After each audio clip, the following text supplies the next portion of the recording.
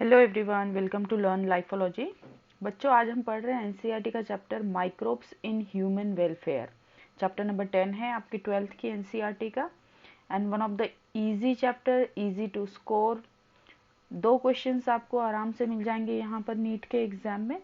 And again इस video में आपको चैप्टर के एक्सप्लेनेशन के साथ वर्ड टू वर्ड एक्सप्लेनेशन तो है ही है एनसीईआरटी का।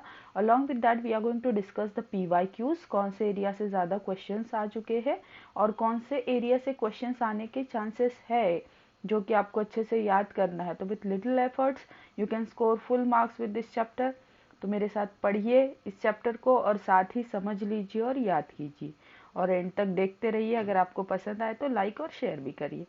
सो माइक्रोब्स इन ह्यूमन वेलफेयर, यहाँ पर it is completely application based chapter कि माइक्रोब्स का, माइक्रो ऑर्गेनिजम्स का ह्यूमंस की लाइफ में क्या क्या रोल है और हम कैसे उनको वेलफेयर के लिए यूज़ कर सकते हैं।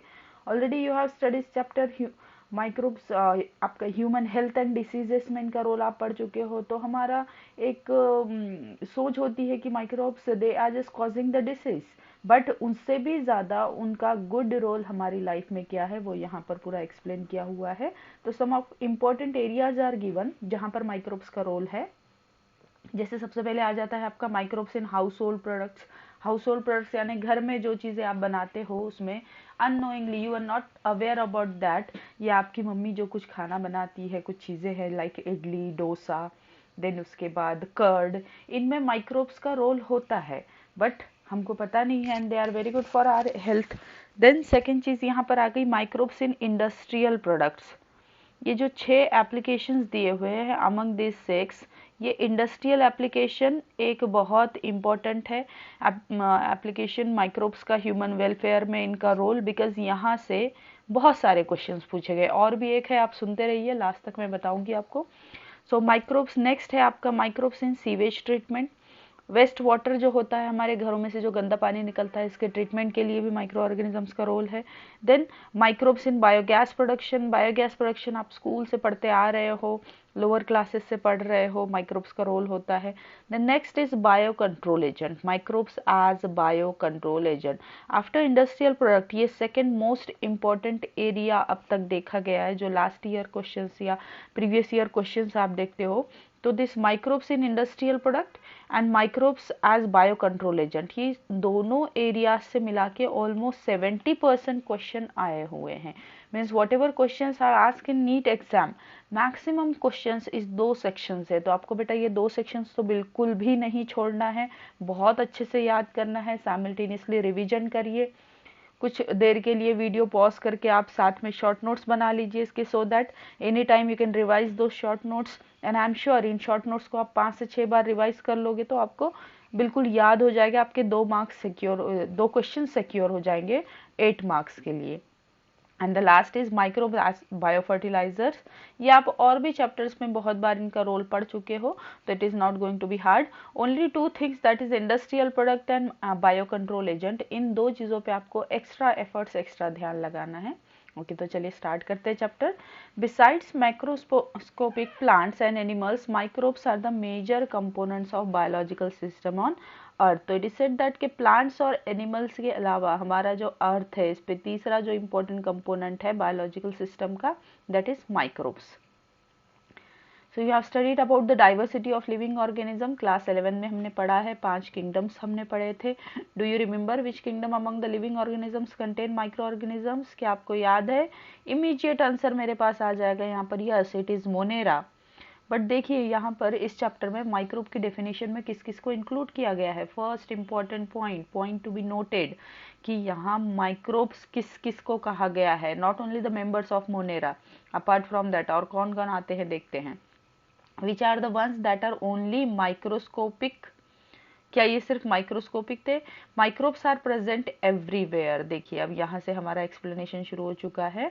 Microbes they are present everywhere, मतलब इनको एक और वर्ड यूज किया जाता है, it is a special adjective, that is they are omnipresent. Omnipresent का मतलब होता है हर जगह प्रेजेंट होते हैं।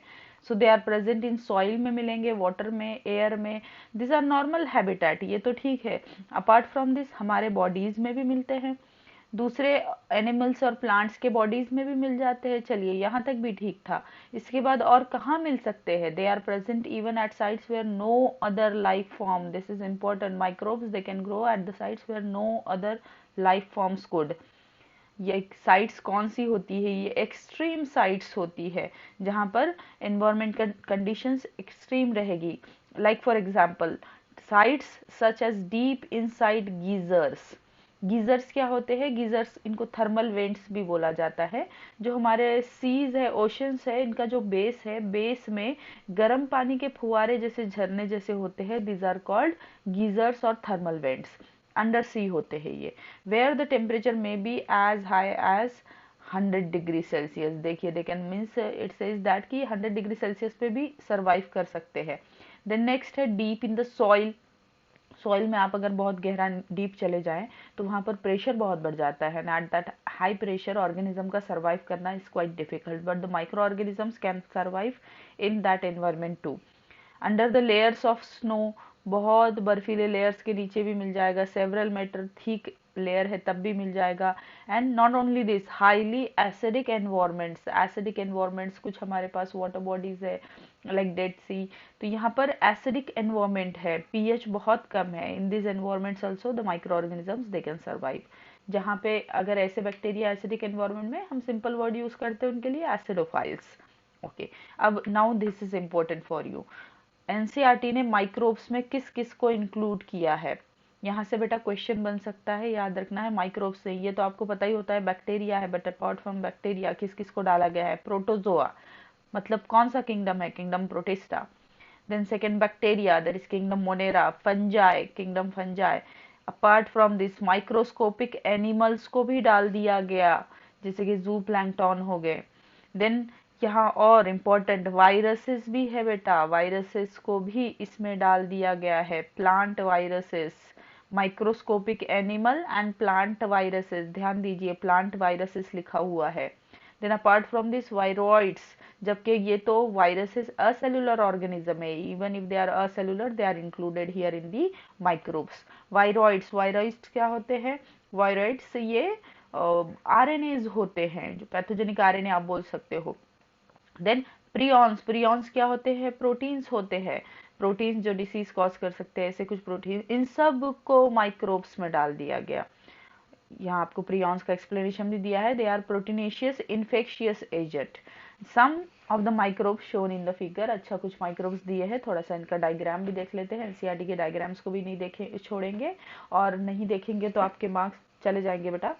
तो यहाँ पर डायग्राम्स में क्या देखना है वो भी मैं आपको बता दूंगी, कौन सा पार्ट याद रखना है। सिर्फ डायग्राम को देखना नहीं है, कुछ डायग्राम्स है जो आपको याद रखनी पड़ेगी। They are not given, those points are not given in explanation, but as they are mention in diagrams हमको केयरफुली उनको पढ़ना है। So microbes like bacteria and many fungi can grow on nutritive media. Nutritive media क्या होता है? nutritive media होता है कुछ आप एक कार्बन सोर्स, नाइट्रोजन सोर्स, ये सारी चीजें मिलाकर एक मीडियम बनाते हो, एंड उस मीडियम के ऊपर ये microorganism as in the form of colonies grow होते हैं। जनरली इनको ग्लास की प्लेट्स होती है जिसको पेट्री प्लेट्स बोला जाता है, इन पेट्री प्लेट्स के ऊपर मीडिया भर देंगे, अंदर jelly semi solid type media होता है, एंड यहाँ पर इनकी कॉलोनीज ग्रो हो सकती है। तो बैक्टीरियल कॉलोनीज आपको ऐसी छोटी छोटी दिखती है, वाइल फंगल कॉलोनी काफी बड़ी होती है। हमारे पास डायग्राम है, एक फंगल कॉलोनी ऐसी रहेगी, माइसेलियल ग्रोथ दिखेगी उस पर। So that can be seen with the naked eyes, और इन कॉलोनीज को आप नेकेड आइज से देख सकते हो, माइक्रो ऑर्गेनिजम्स को नहीं, इनकी कॉलोनी को देख सकते हो। Such cultures are useful in studies on micro organisms. तो see here one by one we are going to see. यहाँ आपको कुछ बैक्टीरिया के फोटो दिए हैं। This is a bacillus, rod shape दिख रहा है तो आपको बैसिलस आप इसको बोलते हैं। देन ये स्फेरिकल दिख रहा है, इसको कोकाई बोलेंगे। जस्ट फॉर एग्जांपल अगर मैं बात करती हूँ तो ये हो गया Lactobacillus, Lactobacillus look like this. Then next आपका कोकाई, कोकाई स्फेरिकल शेप कहाँ पढ़े थे हमने? स्ट्रेप्टोकोकस, डिप्लोकोकस निमोनी, ग्रिफिथ के जो बैक्टीरिया थे, that they are having this spherical shape. Then यहाँ आपको और एक दिया हुआ है। अच्छा, ये जो आपको बोला गया है, this diagrams the rod shape that is bacillus and spherical that is cocci, ये आपको जो images दिख रही है, these are magnified at 1500x, मतलब इनके साइज एक्चुअल साइज से 1500 टाइम्स ज्यादा बड़े आपको यहाँ दिखाए गए हैं। This is the magnification power, इतना बड़ा करके इनको देखा गया है। देन नेक्स्ट आपको डायग्राम सी दिख रहा है यहाँ पर, figure C. Here we are having one rod shape bacteria, ये purple colour rod shape bacteria है और इसके ऊपर फ्लैजेला लगे हैं। आप देखिए एक एंड से फ्लैजेला का पूरा एक टफ्ट लगा है, पूरा एक बंच लगा है, एक एंड पर लगा हुआ है। And this bacterium is magnified at 50,000x, मतलब आपको जो एक्चुअल साइज यहाँ दिख रहा है इससे उसका real size is 50,000 times less. ये इतना बड़ा कर कर यहाँ दिखाया गया है। ओके, ये हो गया। देन उसके बाद हमारे पास बैक्टीरियोफाज है। सी दिस इज वेरी इंपॉर्टेंट, इसको आपको बिल्कुल भी स्किप करके आगे नहीं भागना है। ये बैक्टीरियोफाज है। बैक्टीरियोफाज क्या होते हैं? ये ऐसे वायरसेस होते हैं which can infect the bacteria. And see carefully, देखिए जरा यहाँ पर इसको पूरा लेबल किया गया है, तो ये need to remember this labels too. ये इसका हेड है, जो प्रोटीनेशियस हेड होता है। हेड के अंदर क्या रहेगा? जेनेटिक मटेरियल रहेगा। हेड के नीचे में हमको यहाँ कॉलर दिख रहा है, कॉलर के बाद में टेल है। ये सारी चीजें किस पे रिसाइड कर रही है? प्लेट पे रिसाइड कर रही है। प्लेट के नीचे देखिए दिस आर पिंस, इसके थ्रू ये अटैच कर जाता है अपने होस्ट को। एंड ये आपको यहाँ दिख रहे हैं प्रोंग्स ऑफ दिस बैक्टीरियोफेज। तो ये आपको सारे नाम बेटा याद रखना है as the labelling is given in NCERT. Collar किसको बोलते हैं? Collar is the region which is joining head and tail. Pins कहाँ होती है? पिंस प्लेट के बेस में होती है। प्रोंग्स कैसे होते हैं? Prongs are for the attachment, pins are for the attachment. ये पॉइंट्स आपको याद रखने हैं।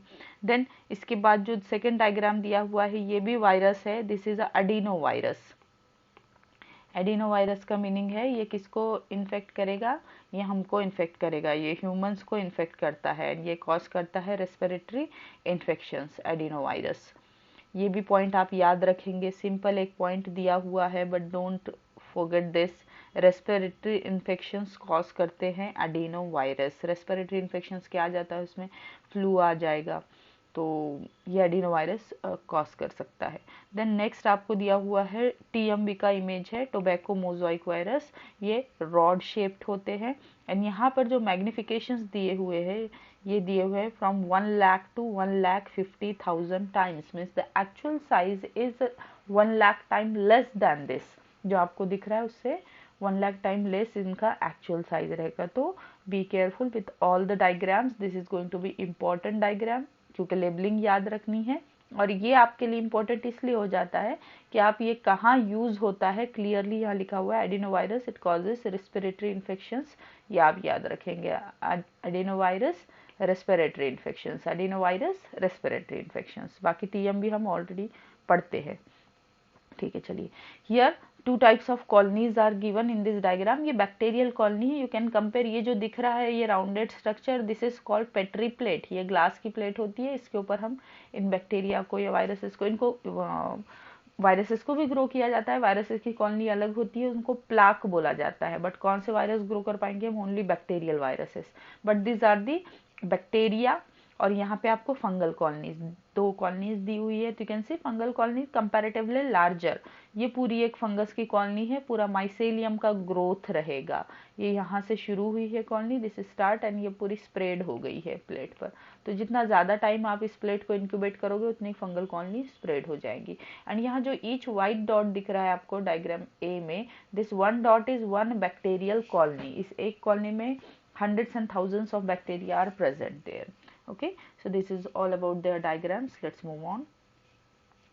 Okay, आपको यहाँ बोला गया है chapter 8 you have read microbes cause large number of diseases. Human health and diseases है आपका chapter 8 and also cause diseases in plants and animals. तो ये थोड़ा सा आपको याद दिला रहा है कि बेटा सिर्फ ये disease cause नहीं करते हैं, but this should not make you think that all microbes are harmful. बिल्कुल भी ऐसे नहीं सोचना है। harmful effects से ज़्यादा उनके useful effects है।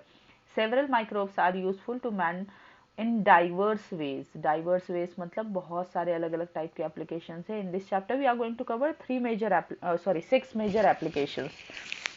So some of the most important contributions of microbes to human welfare are discussed. यहाँ पर हम इस chapter में कुछ important microbes के जो applications है those we are going to discuss. Okay, so let's start with the microbes in house hold products. बेटा हमने अब तक जो देखा है दैट वाज जस्ट एक्सप्लेनेशन। आप याद यहाँ से क्या रखेंगे, बैक्टीरिया के जो डायग्राम्स, वायरस का जो डायग्राम दिया गया है उनको याद रखिए। देन उसके बाद माइक्रोब्स की डेफिनेशन, क्या क्या चीज़ें इंक्लूड की गई है।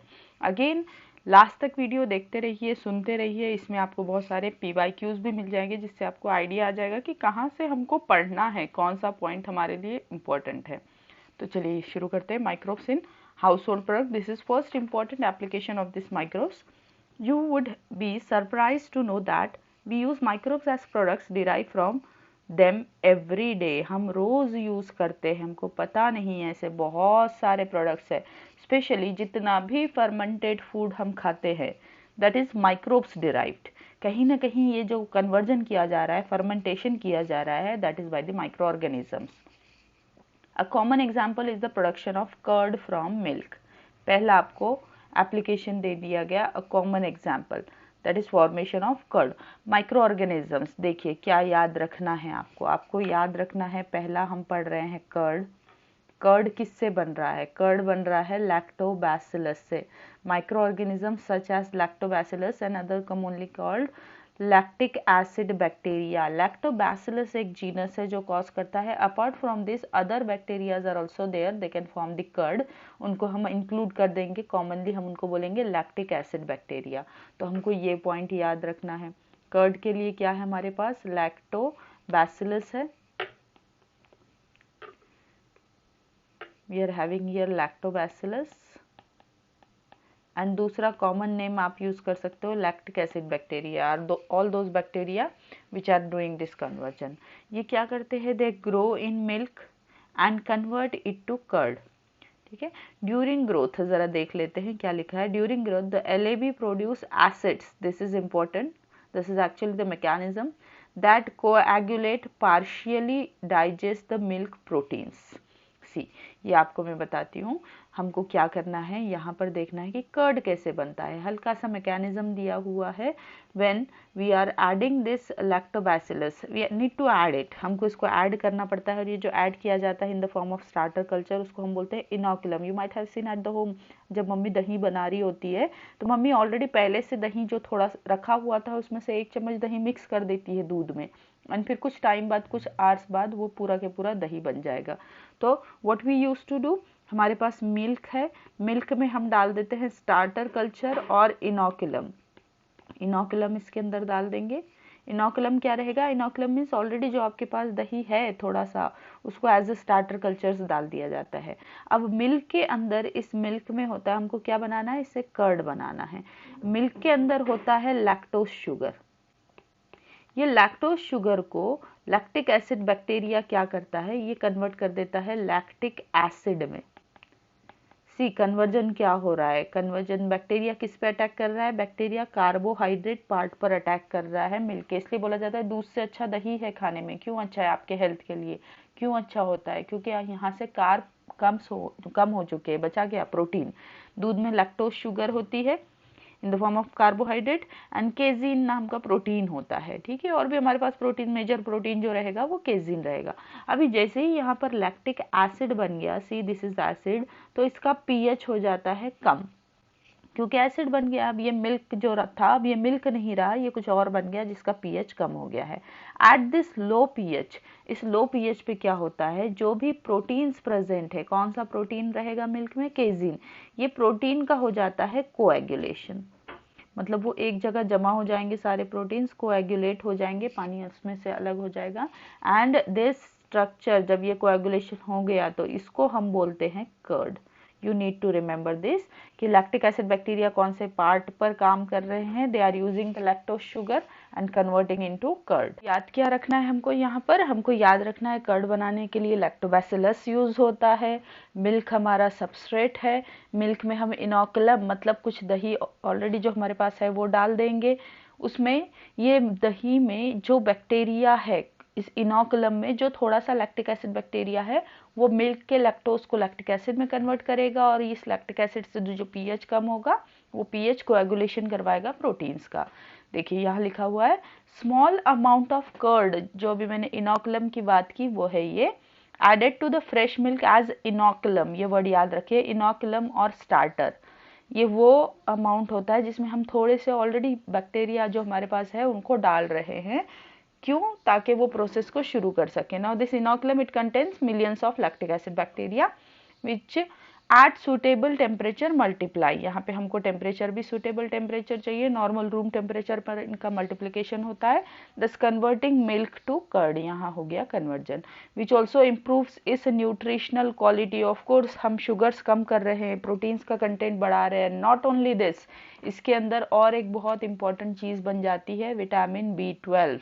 ये याद रखेंगे आप, कर्ड जब बनता है, कर्ड में विटामिन B12 होता है, मिल्क में नहीं होता है। विटामिन B12 को ऑल्टरनेटिव नाम भी याद रखना है, इसका नाम है कोबालामीन और साइनोकोबालामीन आप बोल सकते हो। तो इस विटामिन को भी बनाया जा रहा है during this curd formation. This is important, ठीक है, इसको याद रखना है। फिर से एक बार बता रही हूँ मैं, न्यूट्रिशनल क्वालिटी तो इम्प्रूव हो ही रही है, क्या बनाया जा रहा है? विटामिन B12 भी इसके अंदर बन रहा है। देन सेकेंड पॉइंट ये आपको दिया है, in our stomach to the lactic acid bacteria play very beneficial role in checking disease causing microorganism। हमारे स्टमक में भी, यू माइट हैव हर्ड, कभी हमको स्टमक अपसेट होता है या पेट में दर्द हो रहा है तो एट द टाइम दही खाने के लिए बोला जाता है। तो दही खाने के लिए क्यों बोला जाता है? कि this bacteria, lactic acid bacteria, they are actually the good flora, good microflora for our stomach. वहां पर ये डिसीज कॉजिंग बैक्टीरियाज को ग्रो नहीं होने देगा। कैसे नहीं ग्रो होने देगा? वहां पर भी ये फर्मेंटेशन की प्रोसेस करेगा, लैक्टिक एसिड बनाएगा, पीएच कम कर देगा और उस लो पीएच पर नॉर्मल पैथोजेनिक बैक्टीरिया ग्रो नहीं हो सकते। तो it is having beneficial role. तो इसलिए बोलते हैं कि रोज हमारे खाने में दही होना चाहिए, उसका ये रीजन है। चलिए, हो गया फर्स्ट एग्जाम्पल। दूसरा आपको एग्जाम्पल दिया हुआ है हाउस होल्ड प्रोडक्ट का डो। डो जो होता है which is use for making foods, कौन कौन से फूड्स होते हैं यहाँ? डोसा, इडली, इसमें हम जो बैटर यूज करते हैं। डो क्या रहेगा? आटा, जो मिक्स किया हुआ आटा होता है जिसको हम बैटर फॉर्म में कन्वर्ट कर देते हैं। तो ये बैटर भी फर्मेंटेड होता है, they are also fermented by the bacteria. अब ये भी आपने घर में देखा होगा, मम्मी जब इडली बना रही है, डोसा बना रही है, तो आटा पहले भिगो के रख दिया जाता है एक दिन पहले, दाल और चावल, देन उसको रहने दिया जाएगा, फर्मेंट किया जाएगा सो दैट वो थोड़ा सा पफी हो जाएगा। एंड जैसे ही उसके अंदर पफ अपीयरेंस आ जाता है, देन हम उससे यूज करते हैं फूड, वॉट एवर फूड वो बनाएंगे। जैसे आप इडली बना रहे हो तो इडली के अंदर होल्स जो दिख रहे हैं, ये क्यों आ रहे हैं? That you should know. The puffed appearance of dough is due to, now see, it is due to the production of CO2। अब क्या आपको याद आ रहा है? हमने फर्मेंटेशन में ऐसे कुछ पढ़ा था, जहाँ रेस्पिरेशन चैप्टर में जब आपने फर्मेंटेशन पढ़ा था, metabolic pathways, incomplete oxidation. Incomplete oxidation में क्या हो रहा था? CO2 बन रहा था, अलॉन्ग विथ CO2 और क्या बन रहा था? Ethanol. If you remember, pyruvate, pyruvate was converted into ethanol and carbon dioxide. ये वही कार्बन डाइऑक्साइड है जो इस डो को पफी नेचर दे रहा है। ये डो आपका पफी हो रहा है। Where do you think the bacteria for this fermentation come from? Any idea ये कहाँ से आए? कि आपने ऐड किए? Now some time you can add it, and second thing is that अगर आप ऐड ना भी करो, ये अपने आप फर्मेंटेशन हो जाएगा, क्योंकि हमारे सराउंडिंग में ऐसे हजारों छोटे छोटे बैक्टीरिया जो हमको दिख नहीं रहे, those are yeast. Actually they are not bacteria, fungi है, ईस्ट होते हैं। और ये ईस्ट को जैसे ही सबस्ट्रेट मिलेगा, ये वहां पर मल्टीप्लाई होने शुरू हो जाएंगे। तो आपको यहाँ बोला गया, similarly the dough which is use for making bread is fermented using baker's yeast. इस ईस्ट को क्या बोला गया है? Baker's yeast. आप इसको एक्सटर्नली भी ऐड कर सकते हो, या आप ऐसे ही रख भी दोगे बैटर को तो उसमें फर्मेंटेशन हो जाएगा। इसका नाम याद रखना है, सैकेरोमाइसिस सेरेविसी। दूसरा बैक्टीरिया का नाम आया है, सॉरी दूसरा माइक्रोब का नाम आया है। पहला बैक्टीरिया था lactobacillus and this is a fungus, is belong to kingdom fungi.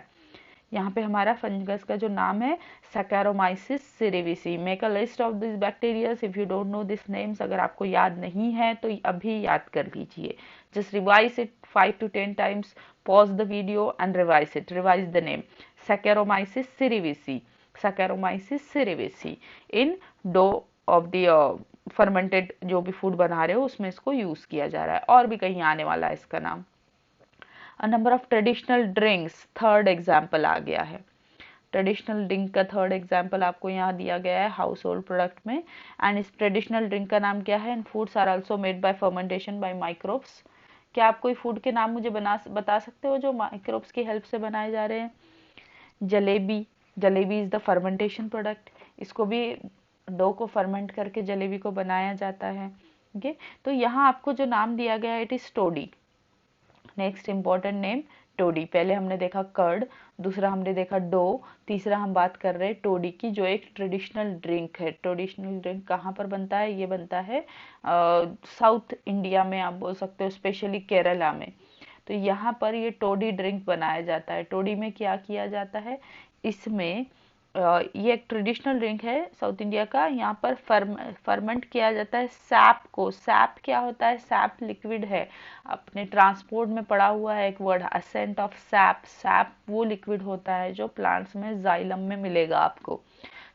यहाँ पे पाम ट्री जो होते हैं, पाम ट्री से ये सैप को निकाला जाता है। पाम ट्री पर छोटी छोटी मिट्टी की मटकी बांध दी जाती है और उसमें कट लगा दिए जाते हैं। उस मटकी में उस प्लांट से लिक्विड जमा होता रहेगा, that liquid is nothing but the SAP.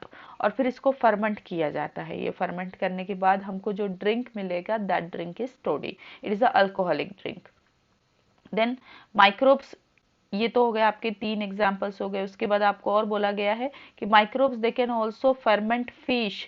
से मैं एक लिस्ट बना लेती हूँ सो दैट आपको याद रहे। हमने पहला देखा है कर्ड, दूसरा हमने देखा है डो, फर्मेंटेड डो देखा है जिसमें इडली डोसा की बात हुई थी। तीसरा हमने देखा है एक ट्रेडिशनल ड्रिंक जो माइक्रोब्स की हेल्प से बनाया हमने, दैट इज टोडी। टोडी बनाने के लिए हम पाम ट्री का सैप यूज करते हैं। देन आपको नेक्स्ट बोला गया है ferment fish.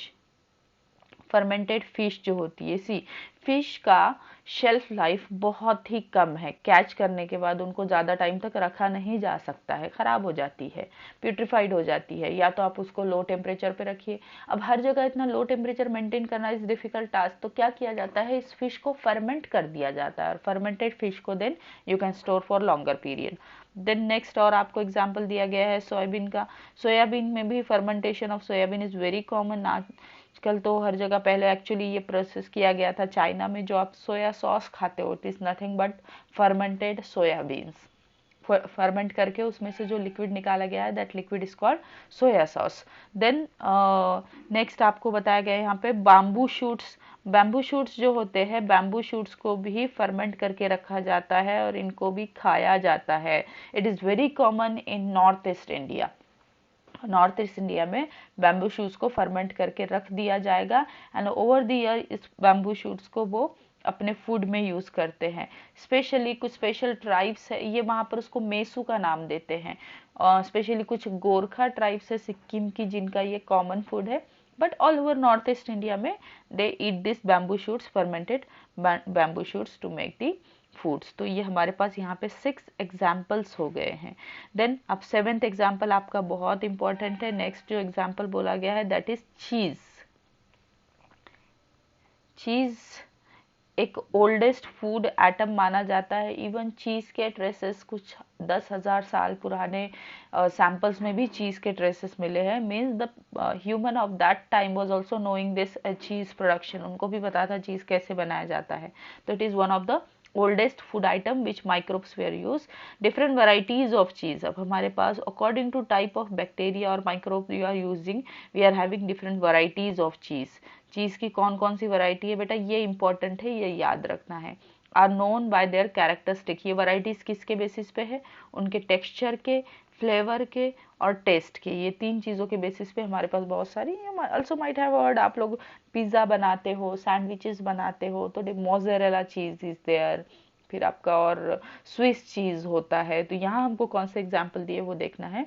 So to the specificity coming from the microbes use. अब ये क्या कैसे है, आपको एक एग्जाम्पल दिया गया है स्विस चीज़ का। चीज़ में हम 2 एग्जाम्पल्स पढ़ रहे हैं। एक है स्विस चीज़। स्विस चीज़ कैसे याद रखेंगे बेटा? ये जो चीज़ होता है ना जो कार्टून में दिखाया जाता है, जो माइस जो चीज़ खा रहा है, कौन सा माइस होता है आपका, जो भी चूहा है, ये जो चीज़ खाते हैं इनमें जो बड़े बड़े होल्स वाला चीज़ होता है, यहाँ पे ऐसे बड़े बड़े होल्स दिखेंगे चीज़ में। ये पेस्ट्री नहीं है, ये चीज़ है। तो यहाँ जो बड़े बड़े होल्स दिख रहे हैं, ये होल्स बन जाते हैं due to high production of carbon dioxide. ये आपको सिर्फ स्विस चीज़ में मिलेगा, बाकी चीज़ में नहीं मिलेंगे ऐसे होल्स। तो ये क्यों हो रहा है? Are due to large production of the large amount of CO2 by bacterium. Now this is very important. कौन सा बैक्टीरियम है? प्रोपियोनिबैक्टीरियम शर्मानी, ये बैक्टीरियम है, ये बनाता है स्विस चीज। यहाँ से क्वेश्चन आ सकता है, नाम याद रखेंगे। थर्ड माइक्रोब का नाम आया है प्रोपियोनिबैक्टीरियम शर्मानी। लैक्टोबैसिलस, लैक्टोबैसिलस के बाद हमने देखा सैकेरोमाइसिस सेरेविसी, एंड देन उसके बाद ये आ गया प्रोपियोनिबैक्टीरियम शर्मानी। तो कैसे याद रख सकते हो? Swiss cheese, Propionibacterium shermanii. 3-4 times pause the video, revise it. Video को पॉज करिए, 3-4 बार रिवाइज करिए। Swiss cheese, Propionibacterium shermanii. या और एक ट्रिक, शर्मा जी का अकाउंट है स्विस बैंक में। कहाँ है शर्मा जी का अकाउंट? स्विस बैंक में, याद रख लीजिए। Propionibacterium shermanii. The next type of cheese which is given in your syllabus is Roquefort cheese. Roquefort चीज एक दूसरा टाइप का चीज है। यहाँ पर क्या होगा बेटा? चीज का टेक्सचर, फ्लेवर सब कुछ चेंज हो चुका है। क्यों चेंज हुआ है? क्योंकि हमारा माइक्रोब यहाँ चेंज हो चुका है। तो यहाँ कौन सा माइक्रोब यूज किया जाता है? इन दिस चीज दे आर राइपन। जब उनको रखा जाएगा बहुत टाइम के लिए, चीज जितना पुराना होता है उतना टेस्टी हो जाता है, बोलते हैं रॉकफोर्ट चीज। तो यहाँ जब इसको रखा जाएगा तो इसके ऊपर स्पेसिफिक टाइप का हम एक फंजाई ग्रो करते हैं, एक फंगस ग्रो करते हैं, और ये फंगस इसको ये स्पेशलिटी दे रहा है। यहाँ पे कौन सा फंगस यूज किया जाता है? Now again the name is important. यहाँ पर हम रॉकफोर्ट चीज के लिए जो फंगस यूज करेंगे, आपको ये नाम याद करना है, even if it is not given here. इसका नाम है बेटा पेनिसिलियम, क्योंकि पेनिसिलियम हम बहुत जगह पढ़ने वाले हैं। पेनिसिलियम जीनस है और इसकी स्पीशीज है पेनिसिलियम रॉकफोर्टी। याद रखिए, Penicillium roqueforti. Pause the video and memorise this name. Roqueforti cheese में कौन यूज होता है? आपको रॉकफोर्टी तो याद रह जाएगा, बट जीनस याद रखिए, पेनिसिलियम नाम का फंगस यूज होता है। और ये फंगस इवन जब हम ये चीज खाते हैं तो आपको चीज में भी ग्रेनिश ब्लैक ग्रोथ दिखेगी। ये ग्रोथ इस फंगस की होती है और ये इसको एक खास स्पेशल फ्लेवर प्रोवाइड करता है। तो this is all about the micro organisms in household product. Total 7 products हमने यहाँ पढ़े हैं, प्रोडक्ट 7 पढ़े हैं और माइक्रो ऑर्गेनिजम्स के नाम 4 पढ़े हैं। ठीक है, 4 में है हमारा, अगेन छोटा सा रिवीजन करते हैं। सैकेरोमाइसिस सेरेविसी पहला जो आपने पढ़ा, दैट इज कहाँ यूज होगा ये? टोडी में। अच्छा, उससे पहले हमने पढ़ा है लैक्टोबैसिलस कर्ड के लिए। देन टोडी में आपने टोडी या डो बोल सकते हो, दोनों भी जगह आपको सैकेरोमाइसिस सेरेविसी ही काम करता है। देन लास्ट आपने चीज में 2 माइक्रोब्स के नाम पढ़े हैं। स्विस चीज के लिए पढ़ा है प्रोपियोनिबैक्टीरियम शर्मानी, एंड रॉकफोर्ट चीज के लिए आपने पढ़ा है पेनिसिलियम रॉकफोर्टी। ठीक है, 4 नाम हो चुके हैं, 4 नाम and 7 house hold products. I hope everyone is getting this. समझ आ रहा है आपको? And again you need to just read it once, understand it once इस चैप्टर को, और बाद में आपको क्या करना है? बाद में आपको सिर्फ ये नाम या साइड में लिख लीजिए एक छोटे पेज पे, आपके पास शॉर्ट नोट के फॉर्म में, just revise it. No need to spend your time again and again reading NCERT and understanding, because these are completely theoretical chapter. जो मैं आपको लास्ट तक बता रही हूँ, लास्ट तक बने रहिए और समझते रहिए कि कौन कौन से पॉइंट्स हमारे लिए इंपॉर्टेंट है, क्या याद रखना है। तो आई होप अब तक से अपने वीडियो को पॉज करके ये 4 नाम याद कर लिए हैं। Lactobacillus, Saccharomyces cerevisiae, Propionibacterium shermanii, and the last one which is not given here, Penicillium roqueforti. So second application start करते हैं बेटा। Microbes in industrial product, ये हमारे लिए बहुत इंपॉर्टेंट है। यहाँ से क्वेश्चंस भी पूछे जा चुके हैं, आगे भी क्वेश्चंस काफ़ी आने के चांसेस है। अभी तक हम हाउस होल्ड प्रोडक्ट्स में यूज कर रहे थे, अब इंडस्ट्रियल प्रोडक्ट्स में। Even in industry microbes are used to synthesize a number of products valuable to human beings. क्या क्या प्रोडक्ट्स है? बेवरेजेस, बेवरेजेस क्या होते हैं? जितने भी अल्कोहलिक ड्रिंक्स होते हैं इनको बेवरेजेस बोला जाता है। Then antibiotics are some example. 2 आपको स्पेशल नाम दे दिए गए हैं जो बहुत इम्पॉर्टेंट है, जो एक बहुत बड़ा अमाउंट कलेक्ट करती है from their customers. One is the beverage industry और दूसरी एंटीबायोटिक इंडस्ट्री। एंटीबायोटिक्स पे तो हम इतने ज़्यादा डिपेंडेंट हो गए हैं कि थोड़ी सी भी तबीयत ठीक ना लगे तो we use to take antibiotic. This is very common word, हर घर में आपको सुनने को मिलेगा कि एंटीबायोटिक ले लो। तो ये एंटीबायोटिक्स है क्या? ये एंटीबायोटिक्स एक्चुअली माइक्रो ऑर्गेनिजम्स का ही प्रोडक्ट है। अब इनका जो प्रोडक्शन किया जाता है वो किया जाता है इंडस्ट्रियल स्केल पे, लार्ज स्केल पे, क्योंकि इनको कमर्शियलाइज कर दिया गया है। लार्ज स्केल पे मास प्रोडक्शन होगा, और इस मास प्रोडक्शन के लिए हमको बहुत बड़े बड़े वेसल्स की जरूरत पड़ती है, कंटेनर्स, एंड वेसल्स को बोला जाता है फर्मेंटर्स। तो पहला पॉइंट आप याद रखेंगे, इंडस्ट्रियल जो प्रोसेस हो रही है उनके लिए जो स्पेशलाइज वेसल्स यूज किए जा रहे हैं, दोज आर फर्मेंटर्स। ये आपको यहाँ दिखा गया है फर्मेंटर। इन फर्मेंटर की कैपेसिटी अलग अलग होती है। अगर हम नॉर्मल फर्मेंटर लैब्स में यूज कर रहे हैं तो दैट में be of 1 litre 5 litre, at the most pilot plant जो होते हैं दैट इज 25 लीटर। लेकिन जो इंडस्ट्रीज में जो आपको फर्मेंटर्स मिलेंगे, इनकी capacity hundreds and thousands of gallons होती है। इतने सारे लीटर्स इनके अंदर डेली प्रोडक्ट का बन रहा है, and that's why they are very important for the commercial production. कुछ एक दो डायग्राम्स आपको दिए गए हैं। The second diagram is fermentation plant. यहाँ देखिए फर्मेंटेशन प्लांट मतलब ये आपको सेंटर में जो दिख रहा है दिस इज एक्चुअल फर्मेंटर, और ये बाकी आजू बाजू जो कुछ दिख रहा है इसके एक्सेसरी आप बोल सकते हो, इंस्ट्रूमेंटेशन एंड कंटेनर से सब कुछ है। आगे क्लासेस में you might study this things in detail, लेकिन अभी तो आपको सिर्फ इतना याद रखना है कि फर्मेंटर नाम का यहाँ पर एक वेसल यूज हो रहा है। अभी हमको एक्स्ट्रा नॉलेज की जरूरत नहीं है। चलिए तो शुरू करते हैं फर्मेंटेड बेवरेजेस से। इंडस्ट्रियल प्रोडक्ट में पहली बात करेंगे हम बेवरेजेस की। नाउ सी बेटा, it is important, easy to remember. Microbe specially yeast, yeast कौन सा, वही सैकेरोमाइसिस सेरेविसी, फिर से वही नाम आ गया, have been used from time immemorial for the production of beverages like wine, beer, whiskey, brandy और rum। देखिए कितने नाम दिए गए हैं। यहाँ बोला गया है कि माइक्रोब्स पता नहीं कब से यूज किए जा रहे हैं अल्कोहलिक प्रोडक्शन को बनाने के लिए। आपको नाम यहाँ दिए गए हैं कौन कौन से alcoholic.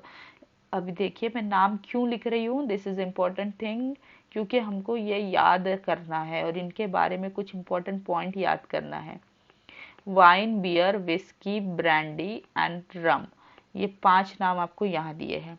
And for this purpose कौन सा बैक्टीरिया यूज कर रहे हैं, सॉरी अगेन माइक्रोब यूज कर रहे हैं, फंगस है ये, बैक्टीरिया नहीं है। Saccharomyces cerevisiae, it is a east. Now ये वही है जो हमने ब्रेड मेकिंग में यूज किया था, वहां पर हम उसको बेकर्स ईस्ट बोलते हैं। यहाँ हम इसको अगर बेवरेज इंडस्ट्री में यूज कर रहे हैं तो हम इसको ब्रूअर्स ईस्ट कहते हैं। Remember this thing. Saccharomyces cerevisiae अगर हम डो के साथ, आटे के साथ यूज कर रहे हैं, whether this is a bakery industry और in making dough, house hold products में, तो हम उसको वहाँ बेकर्स ईस्ट बोलते हैं। But when it is use in the alcoholic industries, beverages production, इसको बोला जाता है ब्रूअर्स ईस्ट। ब्रूअर्स ईस्ट नाम याद रखेंगे।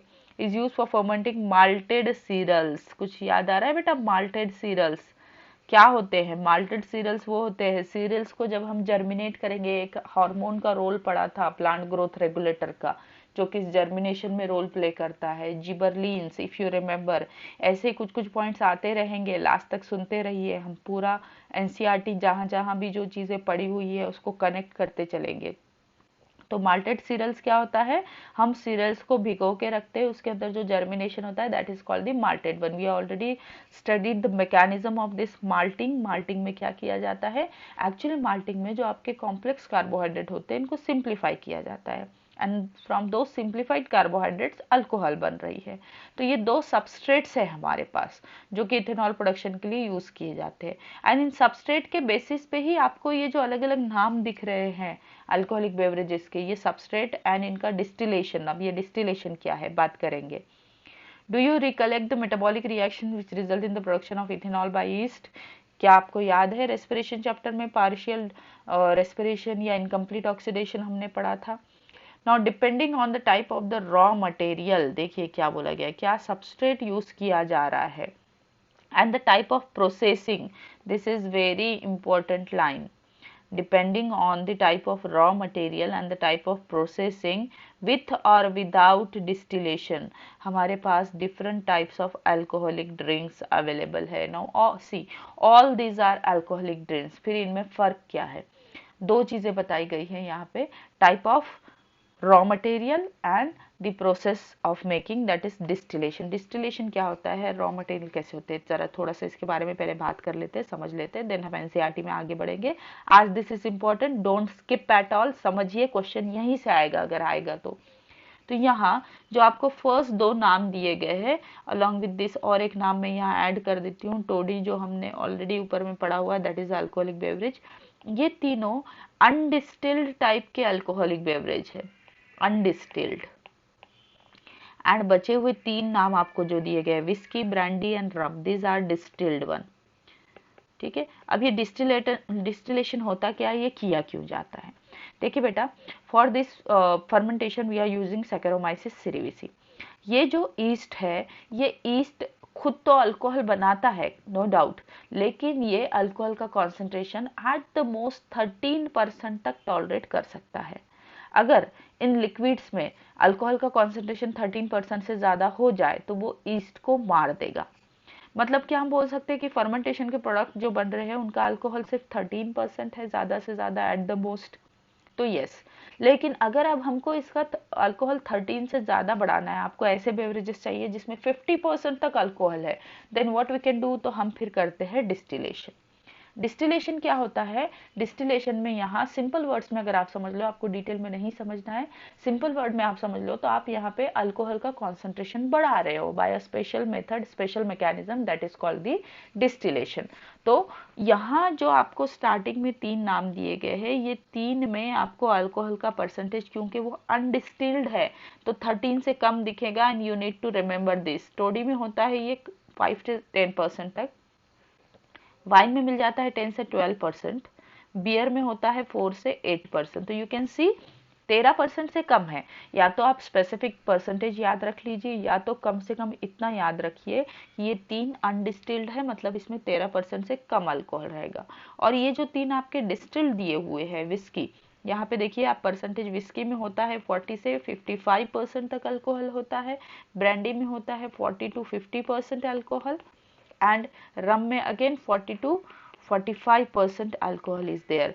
Means again for simplification we can remember कि यहाँ 13% से ज़्यादा है, बहुत concentrated ज़्यादा अल्कोहल यूज़ किया गया, and that's why they are called the distilled products.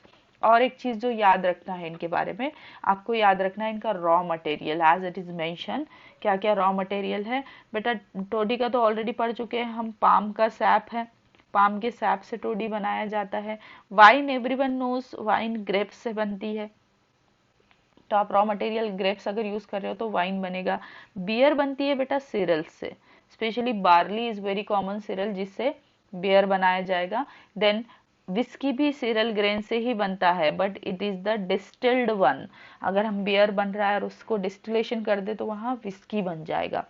Then brandy बनता है फ्रूट जूसेस से, डिस्टिल्ड है और फ्रूट जूसेस यूज किए जाएंगे। और लास्ट जो रम दिया हुआ है ये बनता है मोलासेस से। मोलासेस ये आप बोल सकते हो शुगर केन प्रोडक्ट है। मोलासेस क्या होते हैं? शुगर केन यूज करके हम शुगर इंडस्ट्री में जब शुगर बनाते हैं तो जो बचा हुआ वेस्ट रह जाता है, दैट वेस्ट, ये एक ब्राउनिश कलर का लिक्विड होता है, मोलासेस, डार्क ब्राउन कलर का लिक्विड, उसको मोलासेस बोलते हैं। Now it is a waste of sugar industry, but इसको यूज किया जाता है फॉर द रम प्रोडक्शन। तो ये जो मैंने यहाँ छोटा सा चार्ट बनाया है, this is very important for you, you are going to remember this. Distilled undistilled याद रखेंगे और इनके रॉ मटेरियल्स याद रखेंगे। सो वाइन एंड बियर, यहाँ आपको दिया गया है wine and beer they are produce without distillation. ठीक है, यहाँ इस चैप्टर, ये इस पैराग्राफ में ये दो, एंड पहले से हमारा टोडी। देन उसके बाद विस्की, ब्रांडी एंड रम, ये कैसे है? डिस्टिल्ड प्रोडक्ट है। फर्मेंटेशन ब्रॉथ, ब्रॉथ का मीनिंग होता है लिक्विड, जिसमें फर्मेंटेशन हो रहा है उस लिक्विड को हम फर्मेंटेशन ब्रॉथ बोलते हैं या फर्मेंटेड ब्रॉथ बोलते हैं। उसका डिस्टिलेशन करके आपको ये हाई अल्कोहल कंटेंट वाले, जिनका 13% से ज़्यादा, you can see almost 40%, 40 to 50% concentration of alcohol is there, तो यहाँ पर है। Okay, the photograph of fermentation plant is given, ये आप देख सकते हो। तो this is fermented beverages. Next बात करते हैं इंपॉर्टेंट एंटीबायोटिक्स। अब ये एंटीबायोटिक्स भी हमारे पास फर्मेंटेड बेवरेजेस के बाद जो सेकेंड इंपॉर्टेंट प्रोडक्ट है ये है एंटीबायोटिक्स। चलिए देखते हैं एंटीबायोटिक्स कैसे हैं। Antibiotics they are produce by micro organisms. क्या होते हैं जरा antibiotics? Anyone knows? These are actually bacterial products used to kill bacteria or microbe products used to kill other microbes. Pathogenic micro organism को मारने के लिए हम माइक्रो ऑर्गेनिज्म से कुछ प्रोडक्ट्स बना रहे हैं. This products are called antibiotics. Antibiotics produce by microbes are regarded as one of the most significant discovery. पूरी हिस्ट्री में इसको बहुत ही बड़ी डिस्कवरी माना जाता है और इसी की वजह से हमारे मेडिकल साइंस या बोल सकते हो आप ह्यूमन लाइफ हमने बढ़ा दी है, लोगों का डेथ रेट कम कर दिया है. ऑफ दी 20th सेंचुरी कब हुआ था, थोड़ा सा इसका हिस्ट्री भी डिस्कस करेंगे. And have greatly contributed towards the welfare of human society. यहाँ आपको मीनिंग दिया है. एंटी का मीनिंग होता है अगेंस्ट एंड बायो का मीनिंग होता है लाइफ. अब हम यहाँ वर्ड यूज कर रहे हैं antibiotic, it is against life. But किसके लाइफ के अगेंस्ट? हमारे नहीं. It is against in context of disease causing micro organisms या ऑर्गेनिजम्स, मतलब जो आपके पैथोजेंस है उनके अगेंस्ट, उनकी लाइफ के अगेंस्ट ये काम करते हैं. Where as with reference to human beings ये एक्चुअली प्रो लाइफ है. हमारे लिए अगर बात करें तो हमारे लिए अगेंस्ट तो है ही नहीं, लेकिन प्रो है, हमारी जिंदगी बढ़ाते हैं. एंटीबायोटिक्स क्या होते हैं? देखिए यहाँ इसका एक्चुअल डेफिनेशन दिया है. These are nothing but the chemical substances. Antibiotic chemical substances होते हैं जो ये बैक्टीरिया सिक्रीट कर रहा है, which are produced from some microbes and can kill or retard the growth of other disease causing microbes. दो वर्ड यूज किए गए हैं. या तो ये किल करेगा या तो ग्रोथ को रिटार्ड करेगा. किल भी कर सकता है तो हम उसको बैक्टीरियोसिडल या पैथोजेन मारने वाले बोलेंगे, या दूसरी कंडीशन कुछ ऐसे एंटीबायोटिक्स होते हैं जो डेथ किल तो नहीं करेंगे माइक्रोब्स को बट उनको बढ़ने भी नहीं देंगे, उसको बोला जाएगा कि ग्रोथ को रिटार्ड. स्टैटिक जो टाइप के होते हैं, बैक्टीरियोस्टैटिक टाइप के जो ग्रोथ को होने नहीं देंगे और ज़्यादा, those come under this retardation of growth. चलिए तो अब देखते हैं डिस्कवरी. पहला एंटीबायोटिक क्या था? You are familiar with the commonly use antibiotic that is penicillin. Penicillin का नाम आया है ऑलरेडी. पेनिसिलियम ये हम नाम पढ़ चुके हैं. पेनिसिलियम रॉकफोर्टी याद रखना है कहाँ था, कौन सी चीज में था? रॉकफोर्ट चीज में था. Do you know the penicillin was the first antibiotic to be discover. पहला एंटीबायोटिक बना था. It was a chance discovery. कोई जानबूझ के ढूंढा नहीं गया था, एक्सीडेंटली मिल गया था. एक्सीडेंटली किसको मिला था? Sir Alexander Fleming. Alexander Fleming थे, ये अपनी लैब में काम कर रहे थे एक बैक्टीरिया पर. स्टाफिलोकोकाई बैक्टीरिया था, ये स्टाफिलोकोकाई पर काम कर रहे थे. तब इन्होंने देखा कि स्टाफिलोकोकाई के आसपास एक्चुअली हुआ ऐसे था, ये इसकी छोटी सी एक स्टोरी है. ये कुछ टाइम के लिए कहीं अपनी लैब से बाहर चले गए फॉर अ वीक, और जिस प्लेट पर, पेट्री प्लेट पर ये स्टाफिलोकोकाई ग्रो कर रहे थे वो उसको वॉश करना भूल गए थे. तो once observe a mould growing in one of his unwashed culture. तो उन्होंने देखा एक प्लेट पर जिसको उन्होंने क्लीन नहीं किया था, वॉश नहीं किया था, वहां पर एक मोल्ड ग्रो हो गया है. मोल्ड क्या होता है बेटा? हमने 11th क्लास में ऑलरेडी पढ़ा है. जो फंगस की माइसेलियल ग्रोथ होती है, हाइफी वाली जो ग्रोथ होती है, ऐसी ग्रोथ पढ़ते हो ना आप, ये ऐसा पूरा हाइफी की कॉलोनी बना रहा है, तो उसको हम बोलते हैं मोल्ड. ये इनको दिखा एक प्लेट में स्टाफिलोकोकाई की. और एक चीज और ऑब्जर्व की उन्होंने, सिर्फ यही देखिए जो प्लेट्स वॉश करनी थी उसमें भी साइंटिस्ट ऑब्जर्व करते थे चीजें, तो इन्होंने और एक चीज ऑब्जर्व की कि जहां पर ये ग्रोथ हो रही है मोल्ड की, वहां पर स्टाफिलोकोकाई नहीं ग्रो हो पा रहा है. मतलब इस मोल्ड ने स्टाफिलोकोकाई को ग्रो होने से रोक दिया. स्टाफिलोकोकाई एक्चुअली एक डिसीज कॉजिंग ऑर्गेनिज्म है, पैथोजेनिक है, तो ये पैथोजन को ये मोल्ड ग्रो नहीं होने दे रहा था. And he found out that after mold, that mold was Penicillium notatum. Next नाम आया है, I think 5th आ गया है नाम. ये Penicillium notatum नाम का ये मोल्ड है या फंगस है जो यहाँ पर ग्रो हुआ था. So however it's full potential, इन्होंने सिर्फ ये ढूंढा है, डिस्कवर किया है, लेकिन फुल पोटेंशियल मतलब how it is used, as how we can use it as antibiotic. It was discovered, it was established by Ernst Chain. याद रखिए फ्लेमिंग ने सिर्फ ढूंढा था, and Ernst Chain, Howard Florey, इन दोनों ने इसको स्टैब्लिश किया था, इसके यूज को. स्पेशली इन्होंने जो ये यूज किया है, इसका सबसे बड़ा रोल हिस्ट्री में जो माना जाता है कि hundreds of soldiers they were saved with this antibiotic. इसको उस टाइम पे वंडर ड्रग भी बोला जाता था, क्योंकि ये सोल्जर्स, क्योंकि that was a time of you can से वर्ल्ड वार वाला टाइम था. वर्ल्ड वार वाला टाइम चल रहा था, क्योंकि पेनिसिलिन की डिस्कवरी जो हुई थी ये एक्चुअली 1910 में हुई थी.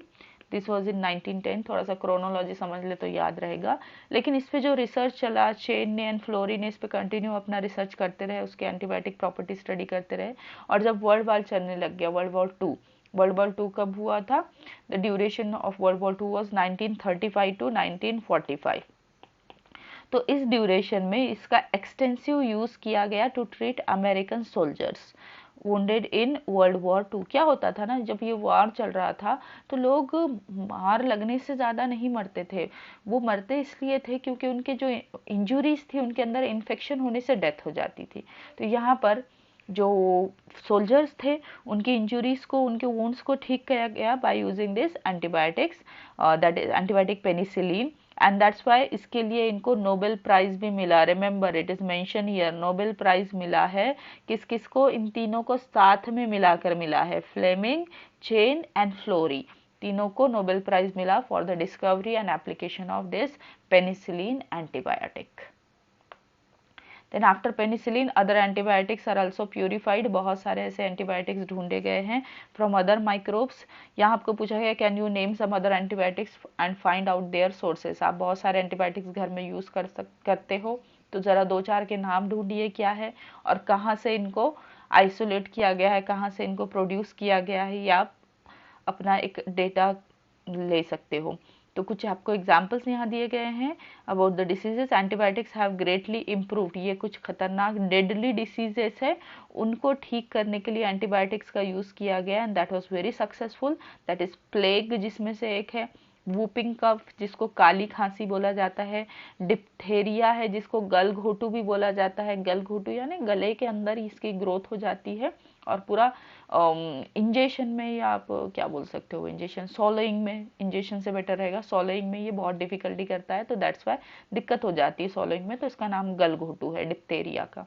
एंड देन लेप्रेसी, ये कुछ डेडली डिसीजेस है जिनको ट्रीट किया गया using microorganism. Now you need to remember name of this diseases which use to kill millions all over the globe, and today we cannot imagine the world without antibiotics. This is very true. So that was the story of antibiotics.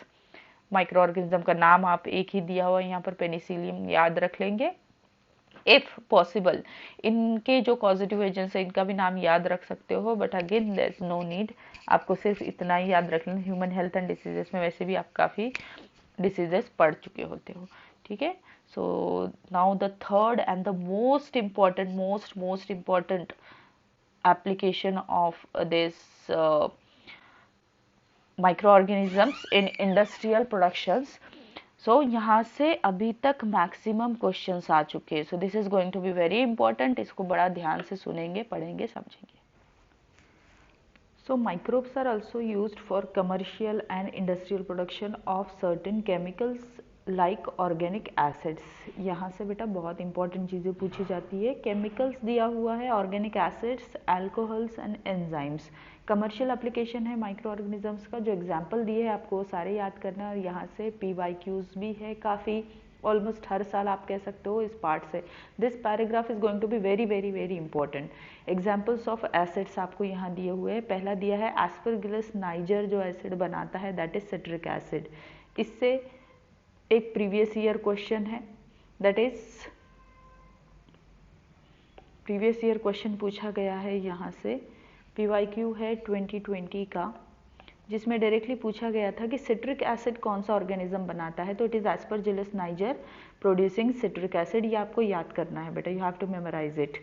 Then उसके बाद next आपको दिया गया है Acetobacter acetyl which is a bacterium जो बनाता है acetic acid. Second acid is acetic acid. 4 acids के नाम हैं। देन नेक्स्ट है आपको क्लोस्ट्रीडियम ब्यूटिलिकम, ये भी एक बैक्टीरिया है और बनाता है butyric acid. And last one is lactobacillus, ये भी एक बैक्टीरियम है, बनाता है लैक्टिक एसिड। इसमें से बेटा ये 3 याद करना बहुत ईजी है, बिकॉज एसिड के नाम ही आपको कहीं ना कहीं बैक्टीरिया के नाम में दिखेंगे। That is acetic acid, acetobacter acetyl, 4 acids के नाम आपको याद करना है। एसिटिक एसिड है, देन ब्यूट्रिक एसिड है, एंड लैक्टिक एसिड। ये 3 एसिड जो बैक्टीरियल प्रोडक्ट है और एक एसिड हमारे पास सिट्रिक एसिड है, ये फंगल प्रोडक्ट है। याद क्या रखना है, सिर्फ एक एसिड फंगस बना रहा है, फंगस का नाम एस्परजिलस नाइजर है, बचे हुए 3 बैक्टीरियल प्रोडक्ट है, बैक्टीरिया बना रहे हैं। इसमें से और एक चीज़ आपको याद जो रखना है, दैट इज क्लॉस्ट्रिडियम ब्यूटिलिकम। ये एक एनारोबिक बैक्टीरिया है, क्लॉस्ट्रिडियम इज ऑब्लिगेट एनारोब। और लैक्टिक एसिड तो ऑलरेडी हम पढ़ चुके हैं, लैक्टोबैसिलस जो हमको कर्ड में मिलता है, मिल्क में मिलता है। तो this is a important part, ये याद रखेंगे। यहाँ से ये एसिड्स का मैच द फॉलोइंग वाला भी एक प्रीवियस ईयर क्वेश्चन है, and that was in 2021। See continuously 2 साल 2020 एंड 2021 सेम क्वेश्चंस यहाँ से इतने ही 3 लाइन से क्वेश्चन आया हुआ है। तो यू कैन सी कितना इंपॉर्टेंट ये है। देन नेक्स्ट आपका आ जाता है ईस्ट। ईस्ट जिसका साइंटिफिक नेम है सैकेरोमाइसिस सेरेविसी, ऑलरेडी हम पढ़ चुके हैं इन अल्कोहल प्रोडक्शन, इन बेकरी प्रोडक्ट्स प्रोडक्शन, या बोल सकते हो हाउस होल्ड प्रोडक्ट्स में इसको यूज़ किया जाता है। तो it is use for the commercial production of ethanol. Ethanol के कमर्शियल प्रोडक्शन में भी हम वही अल्कोहल प्रोडक्शन की बात हो रही है। So microbes are also use for the production of enzymes, enzymes के प्रोडक्शन में है। नाउ सेकेंड इंपॉर्टेंट पार्ट, यहाँ आपको कौन कौन से एंजाइम के नाम दिए हैं, 4 नाम दिए हैं। एक है लाइपेज, देन आपको यहाँ दिया हुआ है pectinase and proteases, then next is streptokinase and हाँ ये आपके हो चुके। सो फर्स्ट लाइपेज, लाइपेज यहाँ पर एंजाइम्स के फंक्शंस आपको याद रखना है, ये एंजाइम्स का क्या रोल है। So this lipases they are use in the detergents, laundry में यूज़ किया जाता है, डिटर्जेंट्स में यूज़ किया जाता है to remove oily stains. Lipase as name indicate किस पे अटैक करेगा, लिपिड्स पे अटैक करेगा, और जो ऑयली स्टेन्स है इसको निकालने में हेल्प करेगा। तो first enzyme which is given in your syllabus is lipase. Enzyme की भी आप एक लिस्ट बना लीजिए कौन कौन से एंजाइम्स दिए हैं। देन सेकेंड एंजाइम आपको जो दिया है यहाँ पर, वो दिया है about pectinase and protease. So here it is said कि you must have notice bottled fruit juices, जो हमको रेडीमेड मार्केट में फ्रूट जूसेस मिलते हैं, इनको आपने देखा होगा, ये बड़े क्लीन क्लियर होते हैं compare to juices which are made at home. आप अगर घर में किसी भी फ्रूट का जूस बनाते हो तो वो थोड़ा सा आपको उसके अंदर क्लियर नहीं दिखेगा, जितना क्लियर मार्केट के जूस होते हैं उतना क्लियर नहीं दिखेगा। तो क्या किया जाता है, जो बॉटल्ड जूसेस होते हैं, बॉटल मतलब मार्केट में आपको पैक जो मिल रहे हैं, उनको क्लैरिफाइड किया जाता है, क्लियर बनाया जाता है, किससे, कुछ एंजाइम के यूज से। यहाँ पर एंजाइम्स हम यूज करते हैं पेक्टिनेजेस। पेक्टिनेजेस बेटा किस पे अटैक करेंगे, पेक्टीन्स पे। पेक्टीन्स कहाँ होते हैं, फ्रूट्स जो हमारे होते हैं, फ्रूट्स की ये सेल वॉल्स में पेक्टीन होता है। तो ये पेक्टीन अगर हम घर में जूस बना रहे हैं तो वो वैसा ही रह जाएगा जूस के अंदर, जो जिससे आपका जूस क्लियर नहीं दिखेगा। Then if we are using the pectinases and proteases, proteases किस पे अटैक करेंगे, प्रोटीन्स पे अटैक करेंगे। तो पेक्टिनेजेस एंड प्रोटीएजेस ये कमर्शियली प्रोड्यूस किए जाते हैं एंड बॉटल जूसेस के क्लैरिफिकेशन के लिए, उनको क्लियर बनाने के लिए यूज़ किए जाते हैं।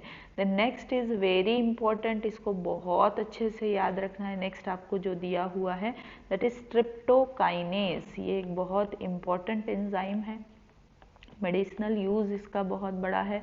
स्ट्रेप्टोकाइनेज बेटा बहुत अच्छे से याद रखेंगे। स्ट्रेप्टोकाइनेज का क्या रोल होता है, this streptokinase it is also, ये बनाया, ये प्रोड्यूस करने वाला जो बैक्टीरियम है उसका भी आपको यहाँ नाम दिया है।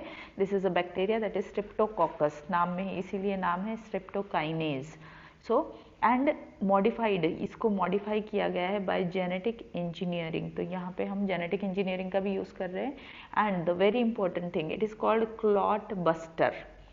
ये नाम, ये टर्म आप याद रखेंगे, क्लॉट बस्टर। क्लॉट बस्टर क्या होता है, ये आपके ब्लड वेसल्स में अगर कुछ क्लॉट्स बन जाते हैं तो उनको रिमूव करने के लिए यूज़ किया जाता है। पेशेंट के ब्लड वेसल्स में अगर किसी भी डिसीज़ में प्रॉब्लम हो जाती है ये, तो जनरली यहाँ आपको जो एग्जाम्पल दिया गया है that is of myocardial infection and जिससे हार्ट अटैक हो सकता है।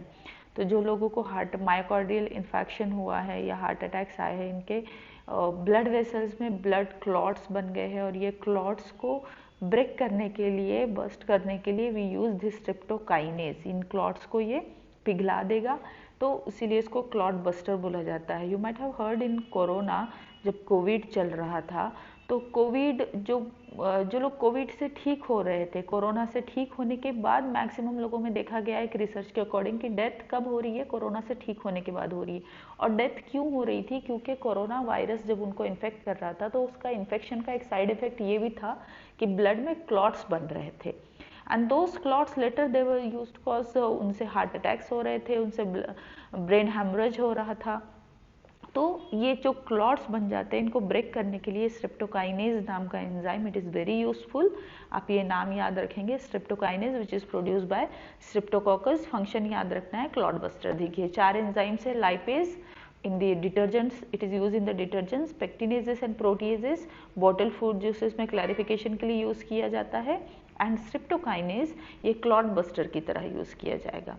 Okay, the next important thing that is bioactive molecule. Again वही बात बेटा, ये जो पूरा पैराग्राफ दिया गया है chemicals, enzymes and bioactive molecules, इससे हर साल एटलीस्ट एक क्वेश्चन आया है, इतना एक पैराग्राफ से।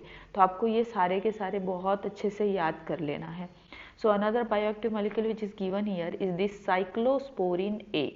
साइक्लोस्पोरिन ए ये यूज़ किया जाता है as a immunosuppressive agent.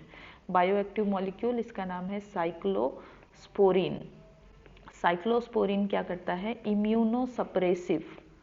Immunosuppressive का मीनिंग क्या है, यहाँ पर सपोज कुछ ट्रांसप्लांट किया गया किसी पेशेंट के अंदर, कोई ऑर्गन ट्रांसप्लांट हुआ है, kidney transplant, liver transplant, whatever, तो इन लोगों के अंदर इनका इम्यूनिटी, हमारा इम्यूनिटी भी काम करता है। ट्रांसप्लांट मतलब आप बाहर से कुछ चीज़ ला रहे हो which is not of body, तो बॉडी क्या करेगी, उसके अगेंस्ट रिएक्ट करेगी, इम्यूनिटी एक्टिव हो जाएगी और इम्यूनिटी एंटीबॉडीज प्रोड्यूस करना शुरू कर देगी। तो जिनके अंदर ये ट्रांसप्लांट्स किया जाता है तो इनकी इम्यूनिटी को सप्रेस रखने के लिए, सो दैट इम्यूनिटी एक्टिव ना हो और एंटीबॉडीज ना बने, कुछ इम्यूनो सप्रेसिव एजेंट दिए जाते हैं, जिनमें से एक है साइक्लोस्पोरिन ए।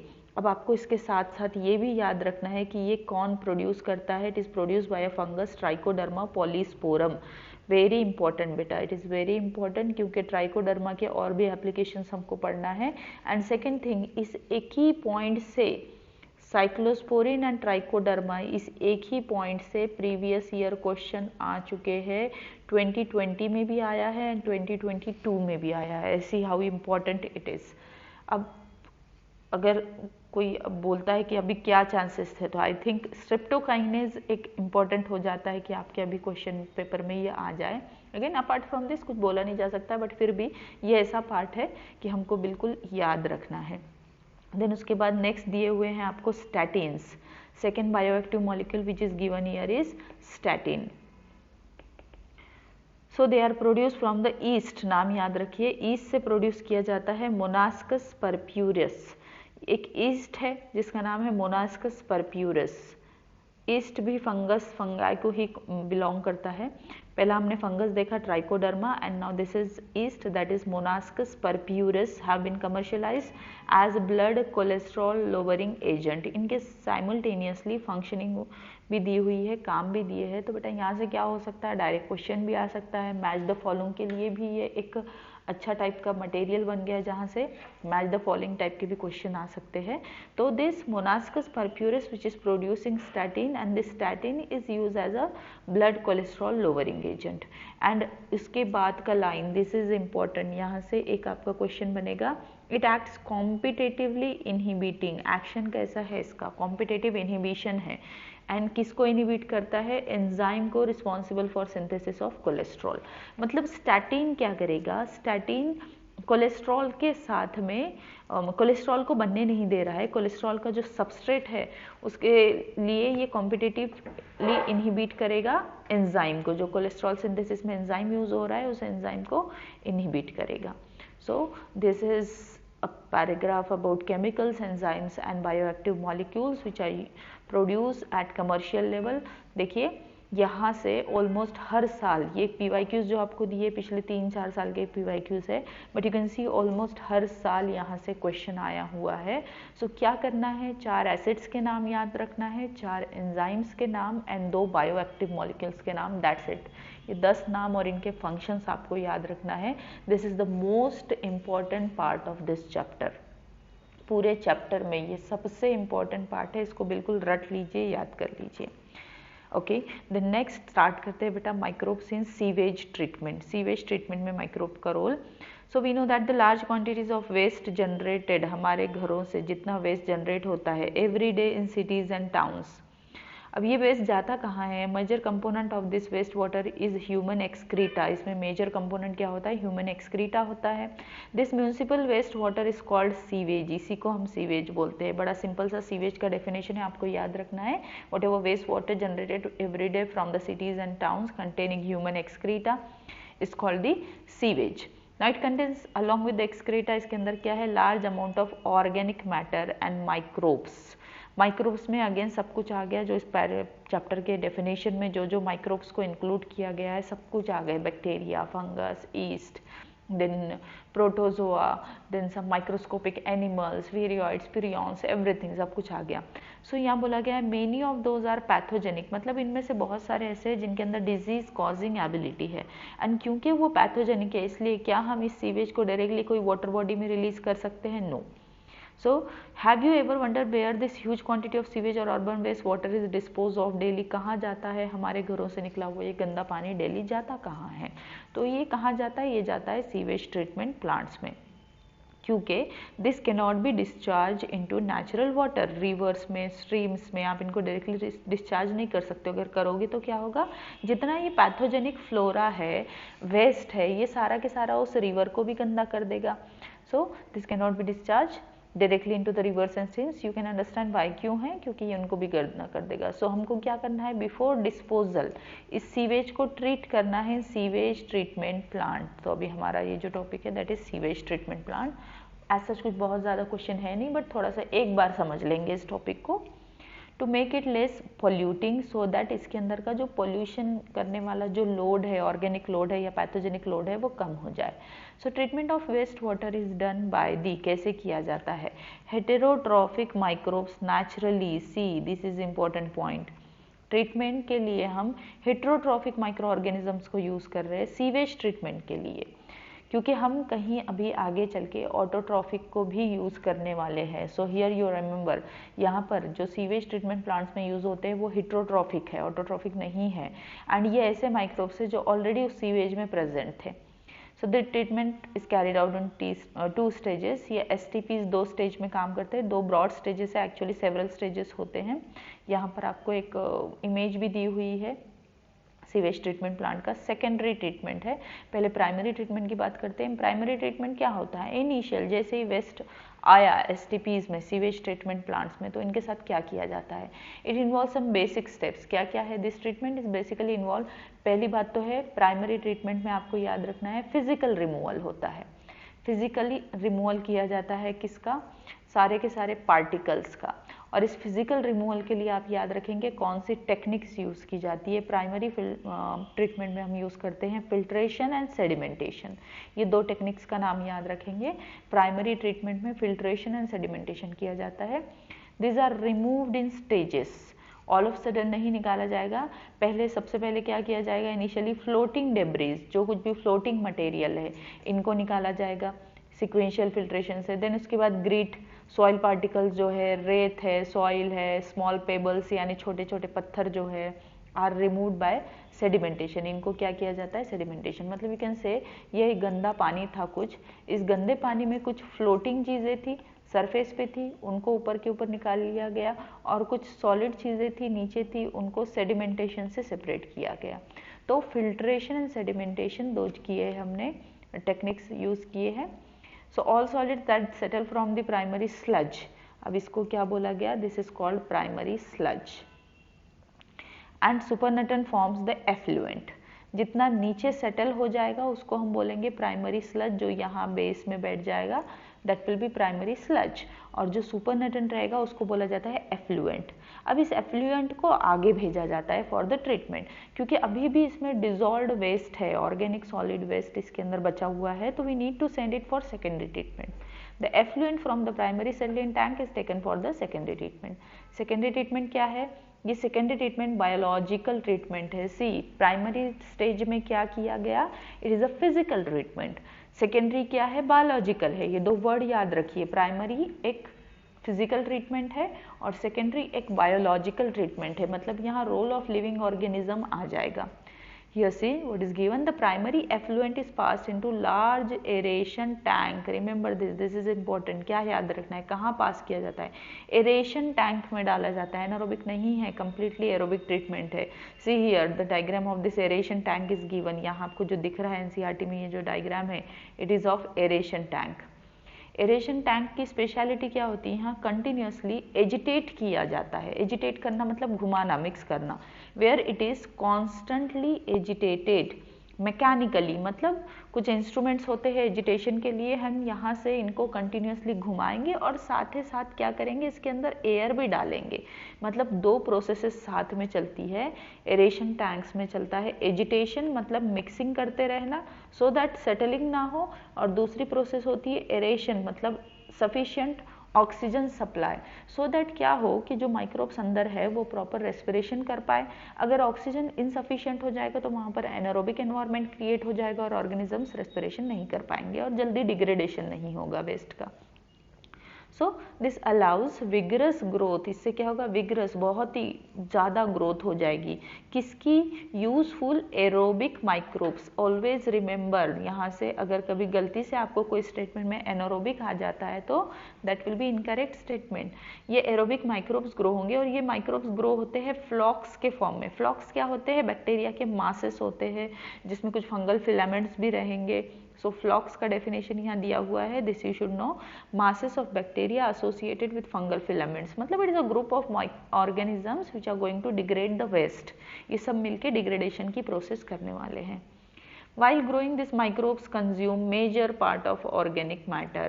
अब क्या किया जा रहा है, हमारे वेस्ट में, सीवेज वाटर में बहुत सारा ऑर्गेनिक मैटर है, we need to remove that organic matter. तो हम कैसे रिमूव कर रहे हैं, ये माइक्रोब्स इस ऑर्गेनिक मैटर को कंज्यूम कर लेंगे। कंज्यूम कर लेंगे तो ऑब्वियसली वहाँ से ऑर्गेनिक मैटर का लोड कम होने वाला है। तो this significantly reduces BOD. Now this is important point, जब माइक्रो ऑर्गेनिजम्स वेस्ट को खा रहा है, कंज्यूम कर रहा है, तो उस वाटर का बीओडी कम हो रहा है। What is BOD, it is biochemical oxygen demand.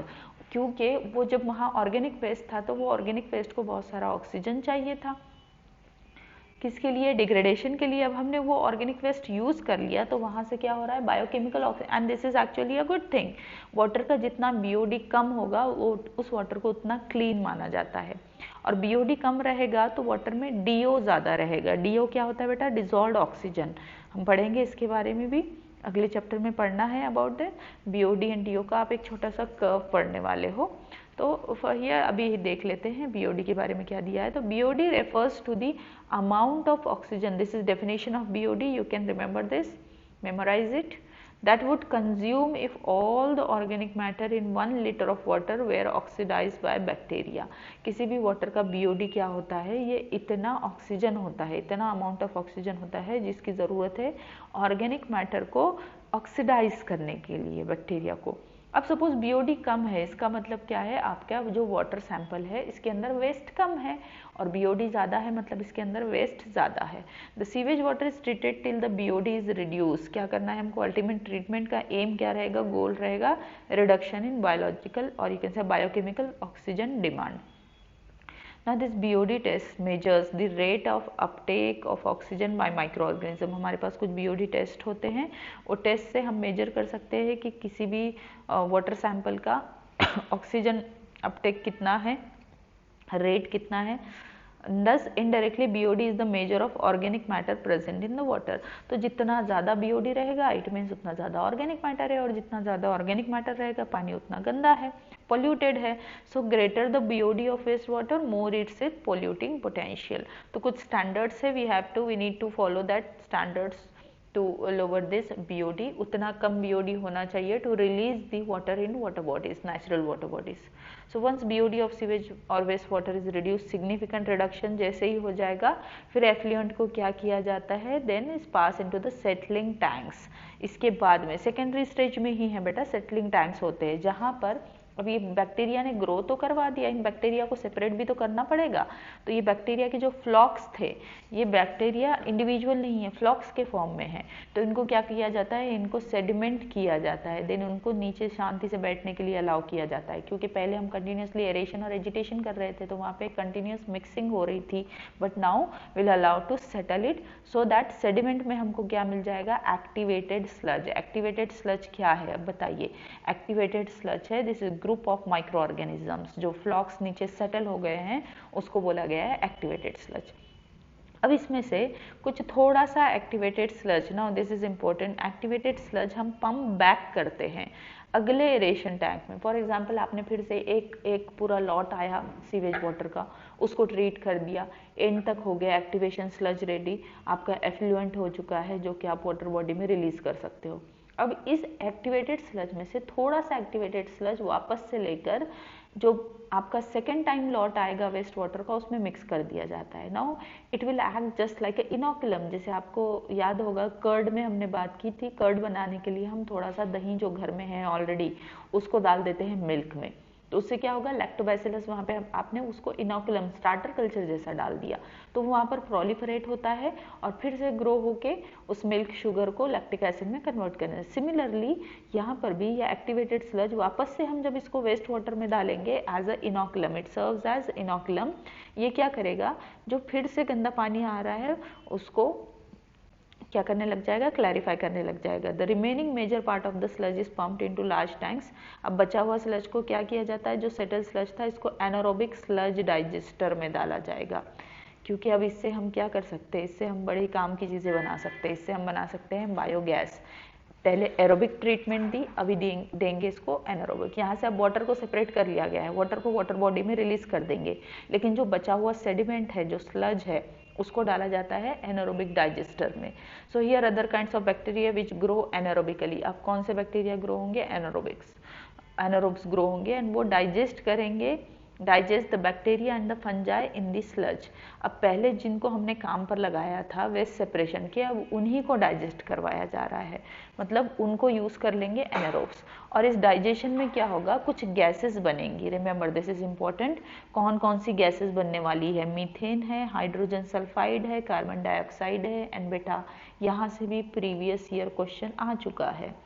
ये बन जाते हैं, इनको हम बोलते हैं बायोगैस। और आपको पूछा गया था बायोगैस का कंपोजिशन। बायोगैस में क्या क्या होता है, मीथेन गैस होती है, हाइड्रोजन सल्फाइड होती है, कार्बन डाइऑक्साइड होती है, एंड अपार्ट फ्रॉम दिस इसके अंदर हाइड्रोजन भी होती है, हाइड्रोजन गैस भी होता है, अभी हमको पढ़ना है उसके बारे में।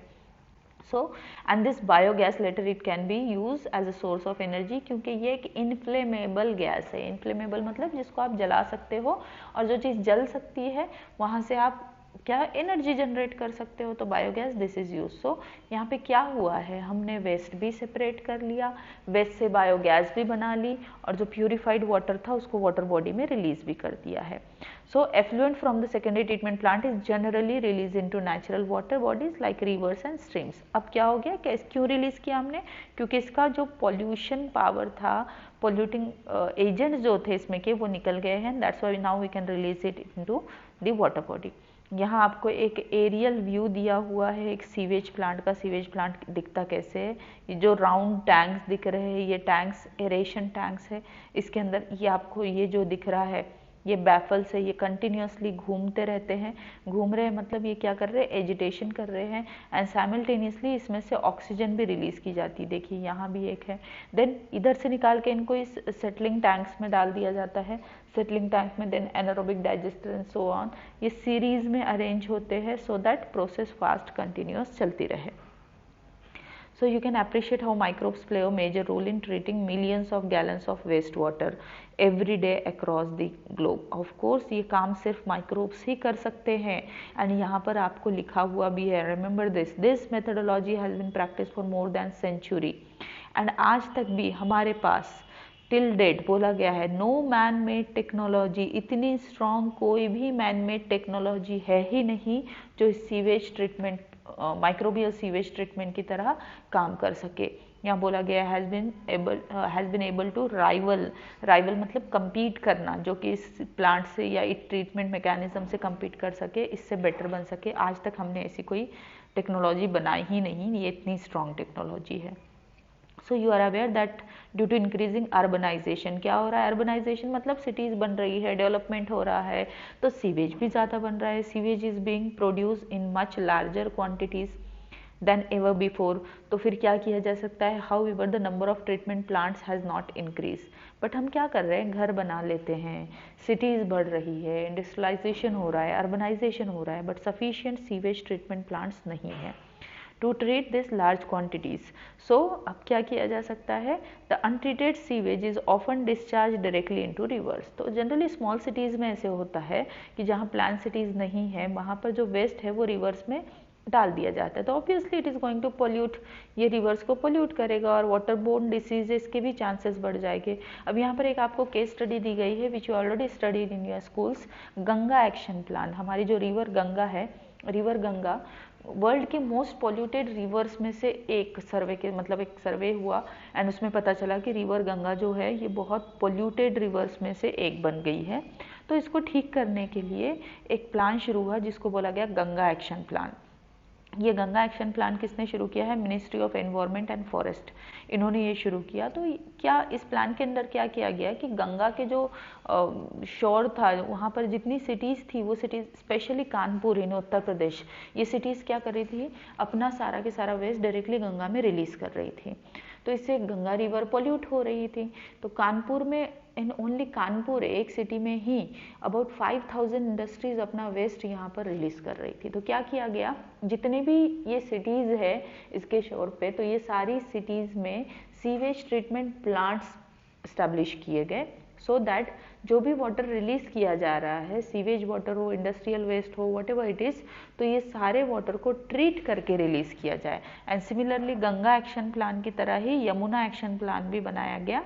तो और भी कुछ थे जो गंगा की ट्रिब्यूटरीज के लिए बनाए गए एक्शन प्लान्स थे एंड इसका इफेक्ट भी बहुत कुछ हुआ। So this is to save the major rivers of our country from pollution. Now under these plans it is proposed to build a large number of sewage treatment plants. क्या किया गया इस plan में? बहुत सारे सीवेज ट्रीटमेंट प्लांट बनाए गए so that sewage हम डिस्चार्ज करने से पहले उसको प्रॉपर ट्रीट करें।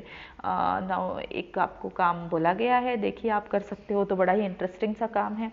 A visit to a sewage treatment plant situated in any place near you would be very interesting. So ये चीज़ें यहाँ जो एरियल व्यू में दिख रही है आपको, ये आप खुद जाके भी देख सकते हो। अगर आप कोई बड़ी सिटी में रहते हो तो वहाँ कोई सीवेज ट्रीटमेंट प्लांट है तो you can once visit that sewage treatment plant. Now next part, microbes in production of biogas. जैसे अभी हमने देखा कि सीवेज ट्रीटमेंट प्लांट या ये वाला उतना इम्पॉर्टेंट चीज़ें ऐसी कुछ है नहीं जो आपको बहुत ज़्यादा मेमोराइज़ करनी है। जैसे अभी जस्ट एक बार सारे थ्योरी समझ ली, यहाँ पर भी आपको बस एक बार थ्योरी समझना है। मेमोराइज़ करने के लिए बहुत कुछ नहीं है, एक दो नाम है दैट आपको सिर्फ उतना याद करना है और बहुत कुछ हार्ड इस पार्ट से क्वेश्चन आते भी नहीं है, बट एक बार थ्योरी समझना ज़रूरी है। So biogas is mixture of gases, क्या होता है? एंड इसके अंदर ये गैसेस का मिक्सचर है, अभी अभी बात की। और प्रीडोमिनेंटली कौन सी गैस होती है? मीथेन गैस होती है, प्रोड्यूस फ्रॉम माइक्रोबियल एक्टिविटी। कहाँ से बन रही है? Microbial activity and specially anaerobes, aerobes से नहीं बनेगी। एनारोबिक बैक्टीरिया मीथेन गैस बनाते हैं which may be used as fuel. ये इसका इंपॉर्टेंट रोल है क्योंकि ये फ्यूल की तरह यूज़ की जा सकती है, दैट्स वाई ये हमारे लिए इंपॉर्टेंट बन गई। You have learn that microbes produce different types of gaseous and product. बहुत सारे माइक्रोब्स है जो गेशियस एंड प्रोडक्ट्स बनाते हैं during the growth and metabolism. The type of gas produce, अभी भी बात की थी हमने, CO2 बनाते हैं माइक्रोब्स। देन आपने एक स्विस चीज़ देखा था, स्विस चीज़ में हाई CO2 कंटेंट होता है, जो कौन सा ऑर्गेनिज्म बना रहा था? शर्मानी, आपको बोला था याद करने के लिए, प्रोपियानोबैक्टीरियम शर्मानी। तो लाइक यहाँ बताया गया है कि ये माइक्रो ऑर्गेनिजम्स अपने मेटाबॉलिज्म की प्रोसेस में बहुत सारे गैसेस बनाते हैं as a end product and this the type of gas produce depends upon the microbes and the organic substrate. ये कौन सी गैस बन रही है, दो चीज़ों पे डिपेंड करता है, उसने सबस्ट्रेट क्या यूज़ किया है एंड सेकेंड थिंग आपके पास बैक्टीरिया या माइक्रोब क्या है। So in the example cited in the relation to fermentation, अभी हमने जो ऊपर एग्जाम्पल्स देखे हैं फर्मेंटेशन वाले, जिसमें डो, चीज़, अभी जो मैंने आपकी बात की बेवरेजेस, ये सारे के सारे गैसेस में प्रोसेसेस में CO2 बन रहा था। ये CO2 गैस की हमने एक मेजर बात की है। अभी जो स्विस चीज़ की आपको बात की वहाँ भी CO2 बन रहा था, इथेनॉल प्रोडक्शन में भी CO2 बनता है। देन डो बनते हैं, डो में जो लिवनिंग होती है, जो फूल जाते हैं डो, तो उसमें भी CO2 के कारण ही हो रहा है। So how ever certain bacteria which grow anaerobically, C this is important. ये ऊपर वाली जो बात की थी हमने यहाँ पर स्पेसिफाई नहीं किया था एरोबिक एनारोबिक, बट हियर कुछ बैक्टीरिया है जो एनारोबिकली ग्रो होते हैं। और किस पर ग्रो होते हैं? Substrate is also important, cellulosic material. Cellulose मतलब ये प्लांट से जो वेस्ट मिल रहा है हमको वहाँ पर। Produce large amount of methane along with CO2 and H2। Again यहाँ पर बायोगैस की बात हो रही है। यहाँ इन्होंने H2S नहीं लिखा है, H2S is also component of biogas. This bacteria are collectively called, इन बैक्टीरिया को हम बोलते हैं मिथानोजेंस। तो अगर आपको पूछा जाए मिथानोजेंस एरोबिक है क्या एनारोबिक है, बेटा ये एनारोब्स है। ये क्या करते हैं? ये सेलुलोजिक मटेरियल को यूज़ करते हैं। एंड प्रोडक्ट क्या है? एंड प्रोडक्ट डिफरेंट गैसेस है, जैसे कि CO2, H2 along with the major component is methane. Now one such common bacterium, जिस मिथानोजन में से एक नाम आपको दिया है, it is a genus Methanobacterium. इसको याद रखेंगे, मिथानोबैक्टीरियम जीनस है जो मीथेन प्रोडक्शन में यूज़ किया जाता है। This bacteria are commonly found in anaerobic sludge. अभी जो हमने सीवेज ट्रीटमेंट प्लांट में से जो एनारोबिक स्लज क्रिएट किया था, ये वहाँ मिलेंगे during sewage treatment. Apart from this और कहाँ मिलता है? देखिए इसके दो हैबिटेट दिए गए हैं, एक दिया गया है एनारोबिक स्लज, दूसरा दिया गया है this bacteria are also present in the rumen. दूसरा हैबिटेट है रूमेन। रूमेन क्या होता है? ये कैटल्स के स्टमक का एक पार्ट होता है। You might have seen kettles जब ग्रेजिंग करते हैं, बहुत सारी घास खा लेते हैं, तो वो घास अपने पेट में जमा करके रख लेता है, एंड जब वो खाली बैठा रहेगा तो वो घास वापस से निकाल कर उसको फिर से वो चबाएगा। तो ये जो घास जहाँ रखता है दैट पार्ट इज, यहाँ पे हम इनको रूमन बोलते हैं। तो यहाँ रूमन के कैटल्स के रूमन में रहेगा। So a lot of cellulosic material present in the food of cattle is also present in the rumen। तो ये इसमें से बहुत सारा cellulosic material भी रहेगा। rumen में क्या होता है? rumen ये स्टमक का ही पार्ट है। तो rumen में ये बैक्टीरिया रहेंगे, कौन से? Anaerobic bacteria, that is methanogens. ये करते हैं सेल्यूलोज का ब्रेकडाउन, क्योंकि इनका सबस्ट्रेट क्या है? सेल्यूलोजिक मटेरियल है। And play an important role in the nutrition of cattle, क्योंकि सेल्यूलोज का ब्रेकडाउन एक बहुत डिफिकल्ट चीज़ है। टू ब्रेक दिस सेल्यूलोज हमको सेल्यूलेज की ज़रूरत पड़ती है, जो कि हमारे पास नहीं है, एंड दैट्स वाई हम ये ब्रेकडाउन नहीं कर सकते हैं। Do you think we human beings are able to digest the cellulose present in our foods? No, we can't, because we are not having that mechanism to break this cellulose, as we cannot produce cellulase enzymes. Then thus the excreta, इसलिए हमको ये कहाँ से मिल जाता है? क्योंकि ये rumen में प्रेजेंट है। तो कैटल्स का जो एक्सक्रीटा होता है, डंग जो है, कैटल डंग, इसमें आपको इजीली मिल जाएगा, जिसको बोला जाता है गोबर, cattle Dang. And that's why this gas, यहाँ से जो गैस बनाई जाती है उसको हम गोबर गैस भी बोलते हैं। द कॉमन नेम इज गोबर गैस, बायोगैस का कॉमन नेम है। The biogas plant consist of concrete tank. अब आपको प्लांट कैसा होता है बताया गया है, डायग्राम भी दी गई है, बट देख लीजिए। ये जनरली फील्ड्स में बनाया जाता है, एग्रीकल्चर फील्ड्स में। कंक्रीट का बना होता है, 10 to 15 फीट डीप रहेगा, जिसमें बायो वेस्ट डाल दिया जाता है in the form of slurry. इसको फेड करना यानी इसके अंदर डाल दिया जाता है, और इसके ऊपर एक फ्लोटिंग कवर होता है। फ्लोटिंग क्यों होता है बेटा? इसमें जैसे गैस बनेगी, कवर ऊपर आ जाएगा। See here you can C this is a plant. ये इधर में हमने डंग एंड वाटर स्लरी के फॉर्म में बनाकर डाल दिया। ये डंग एंड वाटर यहाँ पर आ गया, यहाँ पर एनारोबिक डाइजेशन हो रहा है क्योंकि दिस इज डाइजेस्टर। यहाँ रहेंगे हमारे मिथानोजेंस। मिथानोजेंस आपने अलग से डाले हैं क्या? नहीं, नो नीड, क्योंकि ये डंग में ऑलरेडी रूमेन से मिथानोजेंस आ रहे हैं। Now we are having this floating type of cover here. ये कवर जब गैस बनती है तो ये ऊपर की तरफ चला जाता है, जब गैस नहीं रहेगी ये कवर नीचे आ जाएगा, एंड जो डाइजेस्टेड स्लज रहेगा ये इधर जमा हो जाएगा।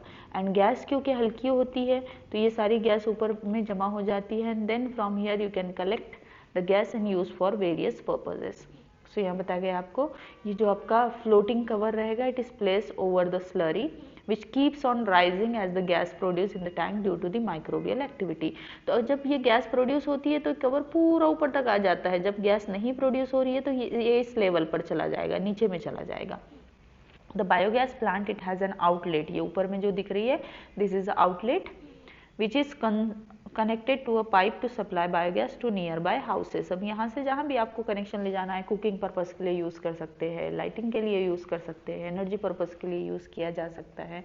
देन स्पेंट स्लरी, अब जो बचा हुआ स्लरी है, स्पेंट स्लरी, इसको कैसे रिमूव किया जाता है? Through another outlet. ये दूसरी आउटलेट आपको दी गई है। From here we can remove this slurry, and ये स्लरी को भी यूज़ किया जाता है। And this another outlet it can be use as fertiliser. और ये बेटा हमारे बहुत इंपॉर्टेंट ऑर्गेनिक फर्टिलाइजर्स बन गए बिना कोई केमिकल के यूज़ के। So cattle dung is available in large quantities in rural areas. Cattle are also used for variety of purposes. So biogas plants are more often built in rural areas. ये आपको rural areas में commonly मिलेंगे क्योंकि वहाँ sufficient dung होता है जिससे ही बनाया जा सकता है। The biogas thus produced is used for cooking and lighting. दो आपको एप्लीकेशंस दिए गए हैं। आउटलेट से आई हुई बायोगैस हम या तो कुकिंग में यूज़ करेंगे या तो लाइटिंग पर्पज़ के लिए यूज़ किया जाएगा। The picture of biogas plant it is shown here. The technology of biogas production, now this is important. ये टेक्नोलॉजी किसने डेवलप की है, यहाँ से क्वेश्चन आ सकता है, ये इंपॉर्टेंट पार्ट बन जाता है। Was developed in India mainly due to efforts of Indian agriculture research institute, दो नाम आपको याद रखने हैं, IARI है, और दूसरा है khadi and village industries commission, KVIC। ये दोनों के एफर्ट से ये टेक्नोलॉजी को इतना डेवलप किया गया, घर घर पर पहुंचाया गया, हर गांव में ये टेक्नोलॉजी को पहुंचाया गया, सो दैट लोग अपने वेस्ट से भी बहुत कुछ अर्न कर पाए।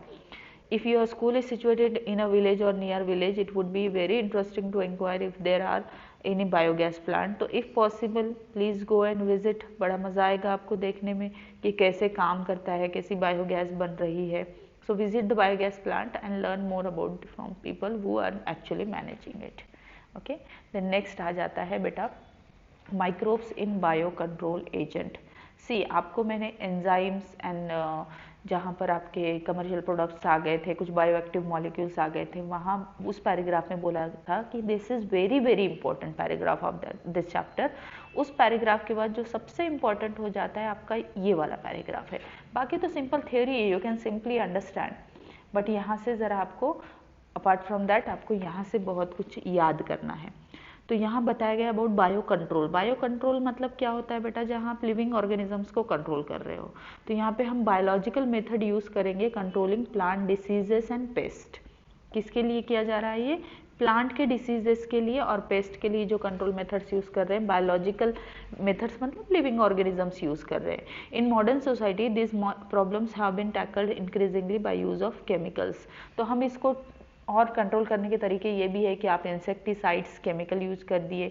Insecticide means insect means normal आपके इंसेक्ट पेस्ट, और CID साइड का मीनिंग होता है टू किल।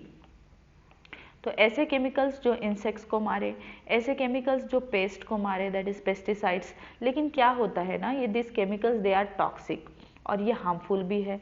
और हम आगे के आपका लास्ट चैप्टर जो है इसमें पढ़ने भी वाले हैं एनवायरमेंटल इश्यूज़ में कि ये बायो मैग्निफिकेशन भी करवा सकते हैं, बायो एक्यूमुलेशन भी करवा सकते हैं। बीइंग केमिकल कंपाउंड्स यहाँ पे बहुत सारी हार्म हो सकते हैं। So to human beings and animals alike, ये हार्म किस किस को है? ह्यूमन्स को भी है एंड एनिमल्स को भी है, दोनों में भी ये हार्मफुल है। And have been polluting our environment, और हमारे एनवायरमेंट को पोल्यूट भी कर रहे हैं। तो कहाँ कहाँ? सॉइल को, ग्राउंड वाटर को, ये हमको लास्ट चैप्टर में बहुत डिटेल में पढ़ना है बेटा। Then fruits, vegetables, crop plants, ये सारी चीज़ों में आ जाएंगे। So our soil is polluted through use of weedicides, remove weeds. मतलब आपको यहाँ बोला गया है ये सारे केमिकल एजेंट्स जो हम फील्ड में यूज़ कर रहे हैं, आपके फील्ड को तो ठीक कर रहे हैं, वीड्स को रिमूव कर रहे हैं, पेस्ट को रिमूव कर रहे हैं, इंसेक्ट को रिमूव कर रहे हैं, बट अगर हम लॉन्ग टर्म इफेक्ट देखें तो they are very much harmful. वो एक खतरनाक पोल्यूटेंट की तरह काम करते हैं जो कि नॉन बायोडिग्रेडेबल होते हैं। जनरली आप इसको इकोसिस्टम से निकाल भी नहीं पाओगे। फूड चेन में अगर ये एक बार एंटर कर गया तो इसको निकालना इज़ वेरी डिफिकल्ट टास्क। सिर्फ एक ही चीज़ हो सकती है, इसका बायो मैग्निफिकेशन होता जाएगा। तो फिर हमारे पास ऑल्टरनेटिव क्या है? तो हम बायोलॉजिकल कंट्रोल यूज़ करेंगे for the pest and diseases. So in agriculture there is method of controlling pests that relies on the natural predation. अब यहाँ कौन सा फिनोमेना यूज़ करना है? Natural predation. इसके बारे में बेटा कुछ थोड़ा सा हम ऑर्गेनिज्म एंड पॉपुलेशन इस चैप्टर में भी पढ़ेंगे। तो here instead of using the chemicals हमको क्या करना है? नेचुरल प्रेडेशन मेथड यूज़ करना है। अ की बिलीफ ऑफ ऑर्गेनिक फार्मर, आजकल ऑर्गेनिक फार्मिंग बड़ी ट्रेंडिंग है। तो ये ऑर्गेनिक फार्मर का यही की बिलीफ होता है कि कोई भी केमिकल्स ना यूज़ करें, इंस्टेड हम नेचुरल प्रोडेशन यूज़ करें। एंड जिससे क्या होता है, जिससे बायोडाइवर्सिटी भी अच्छी हो जाती है। यहाँ आपको बोला गया है कि ऑर्गेनिक फार्मर ये क्यों यूज़ करते हैं, along with the betterment of the product, यहाँ बायोडाइवर्सिटी भी हेल्दी हो रही है, और ये हेल्दी बायोडाइवर्सिटी और प्रोडक्टिविटी बढ़ा देती है क्रॉप्स की। The more variety a landscape has, the more sustainable it is. Now see, this is very important sentence, बड़ा ही अच्छा सेंटेंस दिया गया है। जितनी वैरायटी एक लैंडस्केप में, एक एरिया में, ज़मीन में जितने टाइप के ऑर्गेनिजम्स रहेंगे, उतनी ज़्यादा वो सस्टेनेबल रहेगी। The organic farmer therefore works to create system where the insects and are sometimes called pests are not, sorry, it was a little interference, so let's continue. So create system where the insects that sometimes called pest are not eradicated. तो हमको क्या करना है, इनको निकालना नहीं है, but instead हम क्या कर सकते हैं, इनको मैनेजेबल लेवल पे रखेंगे। कितना लेवल पे रखेंगे कि ये हमारे कॉम्प्लेक्स सिस्टम में रहे भी, लेकिन वहाँ पे एक बैलेंस भी मेंटेन करें, क्योंकि इनका कंप्लीट रिमूवल भी क्या कर रहा है कि बायोडाइवर्सिटी को कम कर रहा है। सो हमको इसको रखना है and balances within living and vibrant ecosystem बनाकर रखेंगे। कॉन्ट्ररी, और एक चीज़ बोली गई है, to the conventional farming practices which often use chemical methods. तो ये क्या रहेगी, एक आपका जो कन्वेंशनल फार्मिंग है जिसमें नॉर्मली केमिकल स्प्रे कर दिए जाते हैं और सारे के सारे पेस्ट को, इंसेक्ट्स को मार दिया जाता है, तो उसके एक कॉन्ट्ररी मेथड है ये, उसके अपोजिट ये काम कर रहा है। So instead of killing them harmful life forms indiscriminately, this is holistic approach. ये एक बोल सकते हो आप, एक होलिस्टिक अप्रोच है। किस लिए है होलिस्टिक का मतलब क्या होता है कि बेटा एक कंप्लीट अप्रोच है, अखंड अप्रोच है, जहाँ पे क्या किया जा रहा है, that is seek to develop. सिर्फ हम यहाँ पर ऑर्गेनिजम्स को निकाल नहीं रहे हैं, उसके साथ साथ ऑर्गेनिज्म मतलब here we are talking about the insects and pest, उसके साथ हम क्या कर रहे हैं, seek to develop an understanding of the waves of interaction between the myriad of organisms that constitute the field fauna and flora. आपको यहाँ बोला गया है कि ये ऑर्गेनिजम्स जो है, इनको अंधाधुंध तरीके से, इनडिस्क्रिमिनेटली मतलब अंधाधुंध तरीके से हमको इनको मारना नहीं है। इंस्टेड हमको क्या करना है, हमको ऐसा सिस्टम डेवलप करना है जहाँ पर एक वेब डेवलप हो, because these organisms, all these organisms, they are having a kind of interaction with each other। क्योंकि हमारे पास ये organisms का एक myriad है। myriad का मीनिंग क्या होता है, बहुत सारे, अनगिनत, काउंटलेस organisms है। तो ये सारे organisms हमारे फील्ड्स में fauna and flora बहुत अच्छा एक बैलेंस क्रिएट करते हैं। तो हमको इसको रखना है, completely नहीं eradicate करना है। The organic farmer holds the view that the eradication, इसका eradication of the creatures that are often described as pests is not only possible but also undesirable। ये क्या बोला गया आपको कि ये अगर हम eradication करते तो ये अच्छी बात नहीं है, for without them the beneficial predatory and parasitic insects which depend upon them as food or host would not be able to survive। तो यहाँ पर आपको बोला गया कि फिर आप इनको completely निकाल दोगे तो ऐसे organisms जो इनके ऊपर, जो ये जिनका फूड है, वो कैसे सर्वाइव करेंगे। धीरे धीरे क्या हो रहा है, यहाँ पर बायोडाइवर्सिटी कम हो रही है। तो हम क्या कर सकते हैं, the use of bio control measures. तो क्या करेंगे, बायो कंट्रोल मेजर्स करेंगे, will greatly reduce our dependence on toxic chemicals and pesticides। An important part of the biological farming approach is to become familiar with the various life forms that inhabit the field। तो हमको क्या करना है, ये जितने भी life forms है, even if they are pest, हमको उनको कंप्लीट इरेडिकेशन नहीं करना है। इंस्टेड हमको वहाँ पर अलग अलग टाइप के बायो कंट्रोलिंग एजेंट्स यूज़ करने हैं, predators as well as pest, और also their life cycles, patterns and feeding habitats and they prefer. This will help develop appropriate means of bio control, और इससे हम बायो कंट्रोल करेंगे। ये तो सारा थ्योरी दे दिया गया था, एग्जाम्पल अब आ रहे हैं, actual examples. The very familiar beetle, and again this is a PYQ, previous year question यहाँ से आ चुका है। About this beetle with red and black marking का एक बीटल है जिसका नाम है लेडी बर्ड, एंड दूसरा आपको एग्जाम्पल दिया गया है ड्रैगन फ्लाइज। यहाँ से बेटा इससे क्वेश्चन पूछा गया है, it is a previous year question, 1-2 साल पुराना कुछ है। So lady bird, dragon flies, they are use to get rid of, किसके लिए यूज़ किया जाता है, एफिड्स एंड मॉस्किटो रेस्पेक्टिवली दिया हुआ है। मतलब आप बोल सकते हो लेडी बर्ड्स यूज़ किए जाते हैं, एफिड ये आपको याद करना है, this is important. Ladybird they are use for the eradication of this aphids. Aphids क्या होते हैं? ये इंसेक्ट्स होते हैं छोटे छोटे प्लांट्स पे मिलने वाले। और ड्रैगन फ्लाइज ये फीड करते हैं ऑन मॉस्किटोज। तो अब हमको क्या करना है, हमको केमिकल्स डाल के इन एफिड्स को और मॉस्किटोज को नहीं मारना है, तो हमको वहाँ पर लेडी बर्ड का नंबर बढ़ाना है, ड्रैगन फ्लाइज का नंबर बढ़ाना है। So as an example of microbial control agents that can be introduced in order to control butterfly caterpillars is the Bacillus thuringiensis। Next example आपको दिया गया है एक बैक्टीरिया का जिसका नाम है Bacillus thuringiensis, और बड़ा ही फेमस, बड़ा ही काम का ये बैक्टीरिया है। So this Bacillus thuringiensis which is oftenly written as BT, इसका दूसरा नाम है BT, हम इसको कॉमन नेम BT लिख देते हैं, इसका शॉर्ट फॉर्म है एक्चुअली ये। So these are available in sachets. क्या किया जाता है, ये बैक्टीरिया सैशे पाउडर्ड फॉर्म में मिलता है, इसके स्पोर्स मिलते हैं, एक्चुअली ड्राइड स्पोर होते हैं, सैशे में मिल जाएंगे। जैसे सिंपल छोटे शैम्पू के सैशे होते हैं ऐसे भी सैशे में आ जाते हैं, थोड़े बड़े भी आ जाते हैं। तो इनको पानी के साथ मिक्स कर दिया जाता है इन सैशेस को, और इनको स्प्रे कर दिया जाता है ऑन टू वल्नरेबल प्लांट्स, मतलब ऐसे प्लांट्स जो कि प्रोन है to the attacks of the insects. And कौन से प्लांट, आपको नाम भी दे दिया गया है, ब्रासिकाज एंड फ्रूट ट्रीज, दो नाम दिए गए हैं जिसके ऊपर बीटी को स्प्रे किया जाता है। दोनों नाम आपको याद रखना है। बैसिलस थुरिंजेनेसिस के स्पोर्स किस पर स्प्रे किए जा रहे हैं? ब्रासिकाज पे। ब्रासिकेसी, ये जो ब्रासिकाज में कौन कौन आ जाता है, बहुत सारे वेजिटेबल्स आ जाते हैं ब्रासिकाज में, लाइक कैबेज है, कॉलीफ्लावर है, ब्रोकोली है, ये सब कुछ आ जाएगा। एंड उसके साथ में दूसरा दिया है आपको fruit trees, where this are eaten by the insect larvae. वहाँ पर क्या होगा, इस बीटी का जो पाउडर आपने स्प्रे किया है पानी में मिक्स करके, इस पाउडर को वहाँ के जो इंसेक्ट्स हैं उनके लार्वे खा लेंगे। अब ये क्या करता है, जब ये लार्वे के गट में जाता है, in the gut of larvae the toxin is released. वहाँ पर बीटी एक टॉक्सिन रिलीज करता है और वो टॉक्सिन लार्वे के गट को मार देगा, और जिससे क्या हो जाएगा, एक्चुअली गट उनका बर्स्ट हो जाता है जिससे लार्वे मर जाता है। The bacterial disease will kill the caterpillars. ये बैक्टीरिया का जैसे ही इन्फेक्शन इन कैटरपिलर्स में हो रहा है, कैटरपिलर्स मर जाएंगे, but leave other insects unharmed. ये बड़ी इंपॉर्टेंट चीज़ है, ये दूसरे इंसेक्ट्स पे कोई गलत इफेक्ट नहीं कॉज करता है। दैट्स वाई हम बोलते हैं कि ये एक सस्टेनेबल कंट्रोल मेजर है।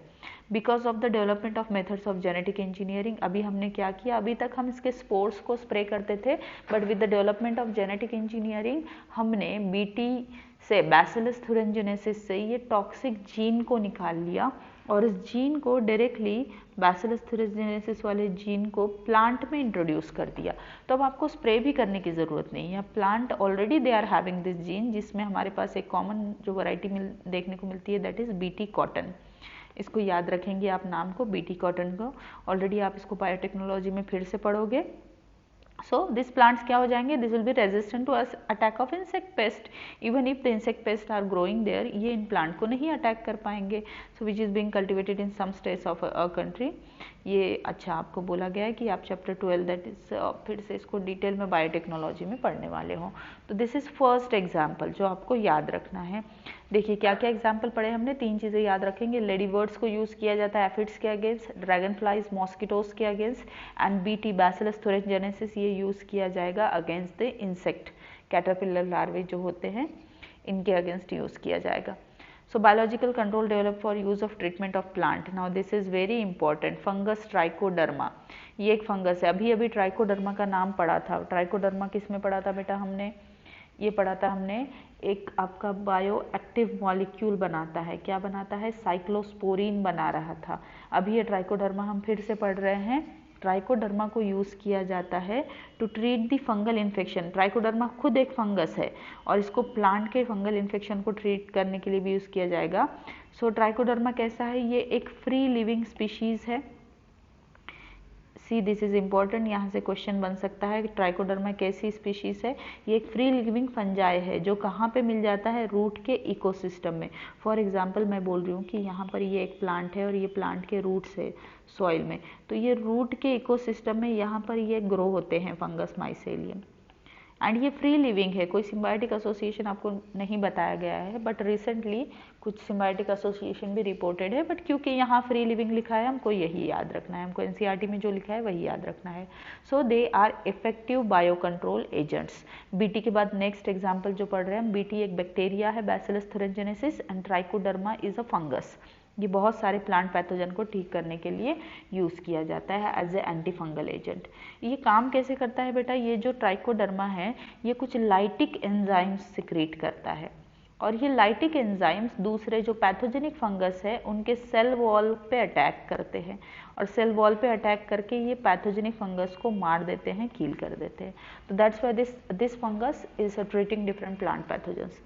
द नेक्स्ट एग्जाम्पल आपको दिया गया है बैक्यूलोवायरस सी। एक बैक्टीरिया का एग्जाम्पल हो गया बैसिलस थुरिनजेनेसिस, दूसरा फंगस का एग्जाम्पल हो गया ट्राइकोडर्मा, तीसरा हम एग्जाम्पल पढ़ रहे हैं वायरस का, बैक्यूलोवायरस।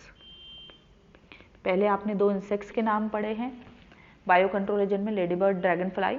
फिर 3 माइक्रोब के नाम पढ़े हैं, एक बैक्टीरिया है, दूसरा फंगस है, तीसरा वायरस है।